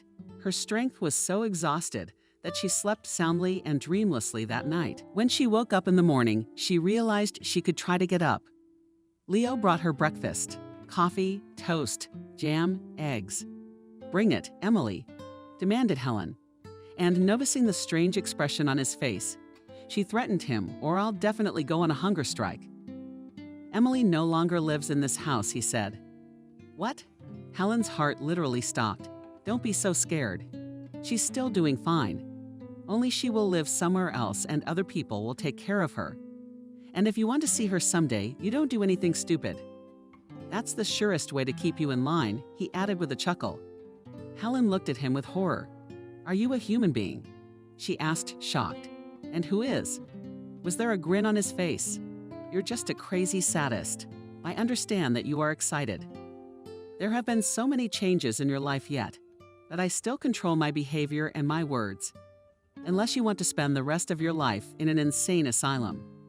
That's where you won't be seen, Emily." Her husband bowed slightly and left. From that day on, personal hell began for Helen. After a tantrum so violent she could have died or gone mad. There was a breakdown in her character. It was like she lost her will. She became submissive like a dog that wants to earn its master's approval. She now lived day by day, fulfilling all his wishes, so that on the first of every month he threw on her lap another picture of Emily. Here is the baby learning to lift her head, to roll over, to sit up. Here she was taking her first timid steps, stepping along the couch. Helen tried to understand where her daughter was, based on the surroundings. But only a white wall was in the photographer's field of vision, and this very worn cherry-colored couch. And of course, the baby. Helen had no doubt that it was her daughter, even though she had only seen the little girl once. It was undoubtedly her. Helen recognized Emily's face as her own. Same nose shape, slit, and eye color. Except that the girl's hair was blonde, like Leo's. From the outside, it might have seemed that Helen's situation was now better. She began to leave the house invariably in the company of her husband.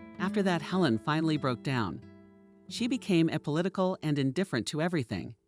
She didn't care whether she stayed at home or followed her husband, and wherever he led her, keeping her head down. She did her homework, but she did it thorough as an automaton. When the housework was finished, she would sit or lie motionless, looking at one point. You couldn't tell whether she was immersed in her thoughts or in prostration. When Leo spoke to her, she answered him, but she answered the question. It was impossible to get a word out of her now. The question remained, why would he want such a broken doll? But it was as if he was satisfied that he had brought her to such a state that she walked like a mannequin without feelings, thoughts, and desires, that he had complete power over her. Something human appeared in Helen's gaze only when her husband placed another photograph of his daughter in front of her. She would stare at her for a long time, and the expression in her eyes would become sad, as if she were mentally talking to Emily. Then she put the pictures in the album and put it in someone's drawer. She knew that if she kept pulling out and looking at the pictures, Leo would throw the album away. Just like he destroyed everything she cared about, so she would pick up the album once a month just to put another picture in it. And so the years went by. One day, in a conversation between the couple, the number 18 came up. When Emily turns 18, I'll tell you. And then she'll decide for herself if she wants to see you. And if she does, I won't object. Helen decided to think of this day as the tipping point of her imprisonment, after which she would either have her freedom and her daughter, or she would be gone. Now she knew that it was possible not to make any effort for this not to take any sin on her soul. She would leave simply out of longing and despair. In the last month before that date, she knitted a beautiful blue shawl. It had once been her favorite color, and she hoped her daughter would like it. On the cherished day, she gave Leo the shawl package, asking him to give it to Emily for me. He grinned, but took the package. That day, he didn't come home for a long time. Helen had no doubt that he had gone to Faith. After all, she is his daughter after all, and celebrating her coming of age. When she heard the house gate open in the evening, she ran downstairs. Well, she asked. He could have taunted her by demanding, for example, that she serve him dinner first. But Leo would not do that. He handed her the package. Emily doesn't want to know you. Why not? Helen whispered with just her lips. Did you tell her what you did to me? And I told her you left her. And now you're sorry and you want to make amends. I never said a word to her about you before. Helen herself did not expect what would happen. Then she threw herself at her husband, forgetting everything. She beat him with her fists ineptly and desperately, and screamed like a man who had been hurt intolerably and painfully. Leo was so unaware of this that after only a few seconds he came to his senses, and twisted his wife, and dragged her down to the basement. Helen was lying on the floor. It was very difficult for her to move. She didn't even want to raise her head, not even to turn it. The only thing the woman wanted was for everything to end here and now. She knew that Leo had locked the door from the outside. Or rather, there was an English lock. Her husband pushed her inside and slammed the door shut. Sooner or later he would open it or he wouldn't. It was all the same. When Helen tried to pull herself up, her head fell helplessly to the floor and her broken nose bled again. But Leo had never beaten her to the point of mutilating her. One has to think now, too. Nothing was fixable. It hadn't happened. Just a cruel lesson. After a while, she'd be able to walk again like she used to. But things happened differently than Helen had envisioned. When the door swung open and Leo saw his wife, he even apparently thought he had overdone it. He walked over to her and bent over. Later, Helen felt as if it was not she who had acted, but some force. Instead, she tore at her husband's leg, in a sudden, sharp movement. And when he lost his balance for a few moments, she jumped up and dashed for the door. Only when the lock clicked behind her back, her tormentor still inside, did she catch her breath. Helen heard her husband banging on the door and shouting something. But she also knew that the door was tight and secure. Not something even a man could just kick down. Nevertheless, she couldn't allow herself to gather herself quietly. Acting quickly, she frantically changed into jeans and a thin sweater. She threw on a jacket, shoved a few changes of underwear and the essentials into her bag. She knew where the money and her husband's card were. She didn't need to cover her tracks. On the contrary, she wanted Leo to be punished. The money, the files. Everything seemed to be in place. An ordered cab pulled up. Helen gave her friend's address. If she wasn't at home, she should go to the hospital. We weren't home. She aghast when she saw Helen with her bat on the doorstep. The friends hugged and cried and could not unclasp the embrace. Then Sophia oiled the abrasions. Helen applied ice to the biggest bruise. She made a sandwich and a cup of strong coffee. She wanted to pour brandy, but Helen stopped her. No, don't. First, you have to go to the hospital to get the bruises removed, and then to the police. That's what the friends did. Sophia didn't leave Helen alone. She held her hand. Helen felt like Leo was about to appear behind her, calling out to her. Right on top of him, she heard his voice and picked herself up time after time. Again, there was no way for him to get out of the secret room by himself. Helen had finished telling her story to Alex, and now sat looking at the sea. What happened next? He asked, silently. Next, the police came to Leo's house. He was released from his confinement and immediately detained. There was a trial. He got less time than I expected, only 2 years. That is, he was given more, but released after 2 years. When I found out about it, I immediately left town to come here. I'll have to go back soon. How have you been living all this time?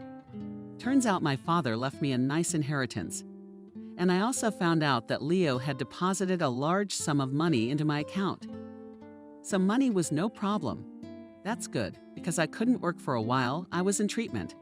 I was very close to losing my mind. Maybe that's why they gave Leo a little bit of a pass. They thought I was crazy and that I was talking about him a lot. The beatings really couldn't be hidden. And your daughter? My ex-husband never said where she was. Not with the police, not in court. Helen shook her head, so I don't know anything.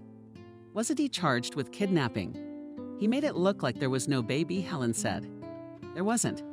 And it's all in my sick imagination. It's a miracle that thanks to the testimony of Sophia and other people I know, it was possible to prove that he deprived me of my freedom. Why was he released so early? Alex was trying to figure it out. It doesn't make sense. I bought an apartment, said Helen. I had to have somewhere to live. But now I don't know how I'm going to get back. He'll be walking the streets of the same city. He won't leave me alone. I think he's got some kind of obsession with me. Don't you want to move? Asked Alex to another city. Start from scratch again. A naked man on bare ground. I don't have the strength for that. My father died with my stepmother and my siblings. I don't keep in touch. I only have a few girlfriends, and now I will be forced to leave them. But when I found out he was released, I became panicky, afraid to come home, to go into an empty apartment. I feel like they're waiting for me there, waiting for the door to open, for him to come out. When do you have to go back? Asked Alex. In 3 days, answered Helen. Alex's decision to move in with Helen was met by the young man's parents in a flurry. I didn't think I would live to see this, said the mother, making me remember scenes from novels. You realize that after this, no one will respect you. Getting involved with a woman 20 years older than you. Mom, how many times have I told you I'm not having an affair with Helen? Alex wasn't so hot-headed anymore. He said those words in a tired tone. She just needs help right now. Who are you trying to fool? She's a rich woman. She can hire any help she wants, not ask a student who has no extra time. We have to learn. Even if we believed you, no one will. You be labeled as someone who can be bought. And no decent girl. Maybe it's my problem finding girls. Alex was starting to get hot. You've already found one, my mother parried. That lady should retire soon. I understand her desire to find a young boy. Alex was packing his things, trying to control himself. Stop it. Father turned to his mother. You are going to agree that Alex will not come to us. Do you understand him? Yes, man to man, mother couldn't calm down. This Helen is my age. Let me get another student instead of you. What would you say then? The father switched to his son. If you don't want to live with us, maybe just rent an apartment. We'll help you pay for it. A lot of guys your age are living with girls. Why do you have such a strange choice? Are you going to drop out? Alex was already standing in the doorway. "I'll drop out if everyone needs me while I'm in." He found it easier to breathe outside. Helen lived in a new house in the heart of the city. It overlooked a square. You could admire the fountains. Sitting on the loggia with a cup of coffee. Alex, the university was a short walk from here. Walking distance. He could be grateful to Helen for a separate room with its own balcony and all the furnishings of his dwelling. Not at all comparable to his parents' modest apartment. But he could see that she needed him more than she was letting on about it. Helen stayed out of his life completely, but she cared. Alex took a sabbatical and got a job.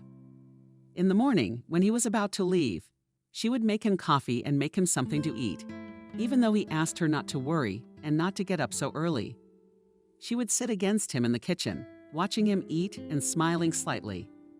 If he didn't speak himself, she was silent with her. But it was surprisingly easy to keep silent with Helen, as if we were on the same wavelength. He came rather late. When the fall came, it was already beginning to get dark. And again, they would sit together at the table. And there was Helen's incomparable coffee in small cups. And Alex more words from the left in the evening, often humorously told about how his day went. There was nothing to tell about Helen, except about books read and movies watched. But Alex noticed that she became calmer around him. Her face rounded a little.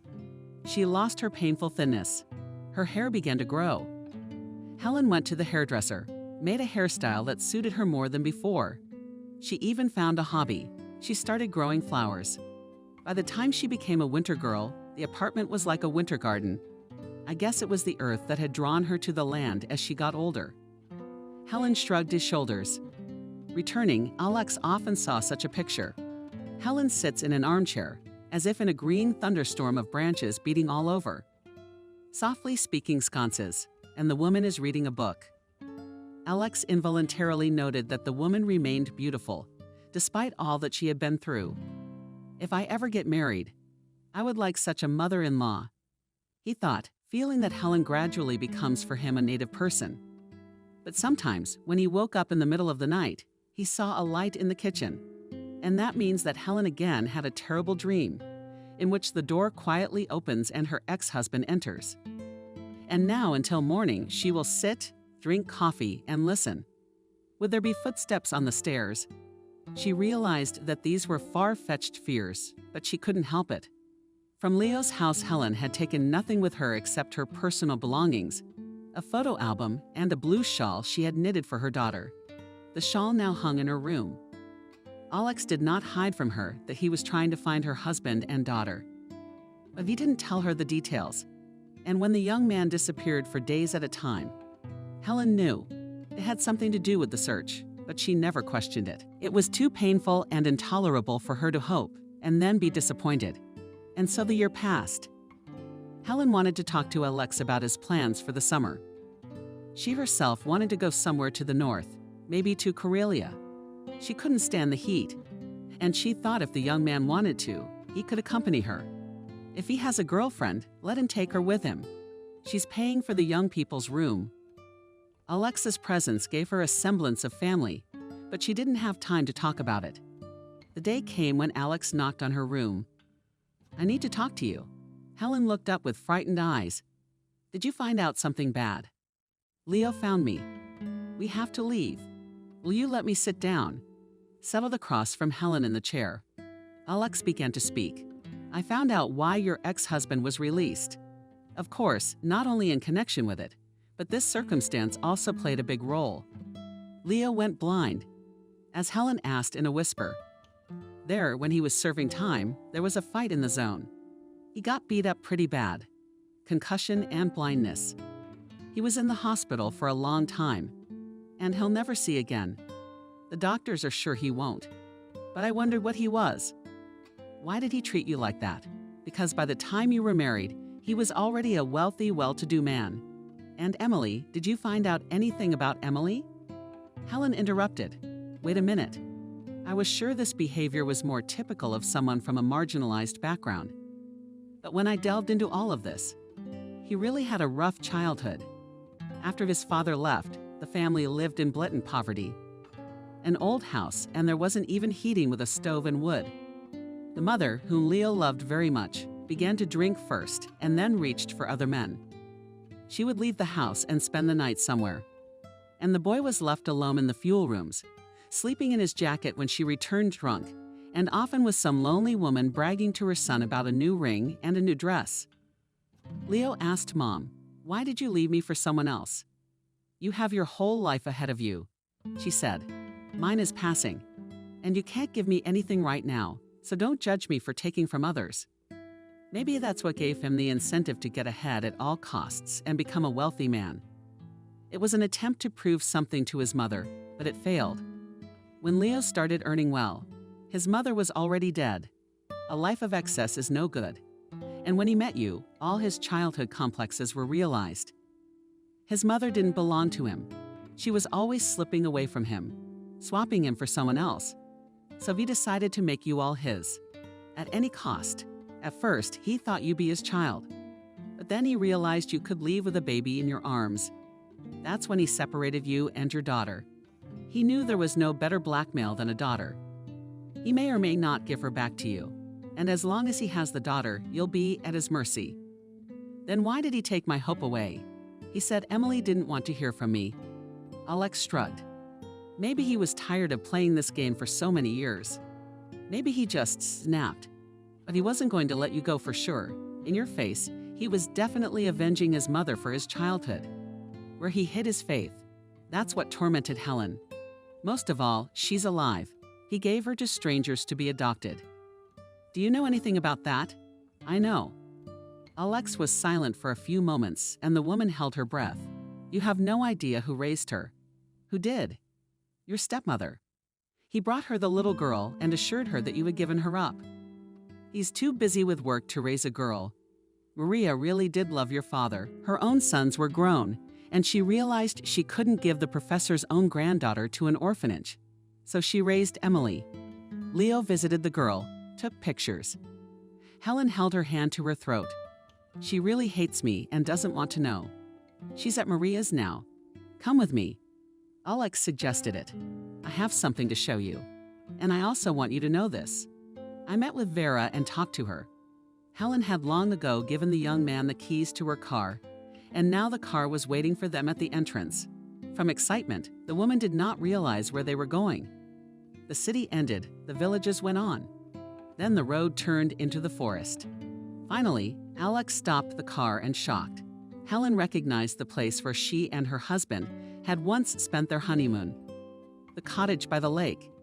It had recently rained and the air was filled with the smell of pine needles, earth, and leaves.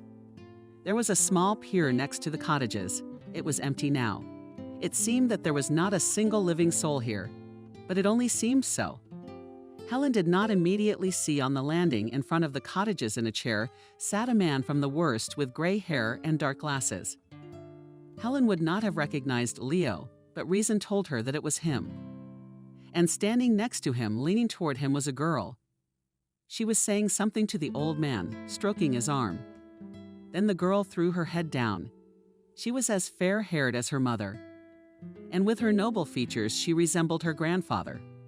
For a minute, she and Helen looked back at each other. Helen wanted to walk toward Faith, but realized she couldn't move. Her legs were failing. Alex, apparently sensing her condition, took her firmly under the elbow. "You are not angry that I decided to treat a little?" he asked quietly. Helen did not immediately realize what he was talking about. Emily said something to her father and slowly walked towards them. The closer the girl came, the more Helen's doubts grew. No tests were needed here, no questions asked. This was her baby girl, the one she had given birth to and held in her arms only once in her life. About 10 paces away, Emily stopped. And only now Helen noticed that on the girl's shoulders lay a blue fishnet bundle. The handkerchief was the same one that had hung in Helen's room a while ago, and looking at which she believed that she would give it to her daughter someday.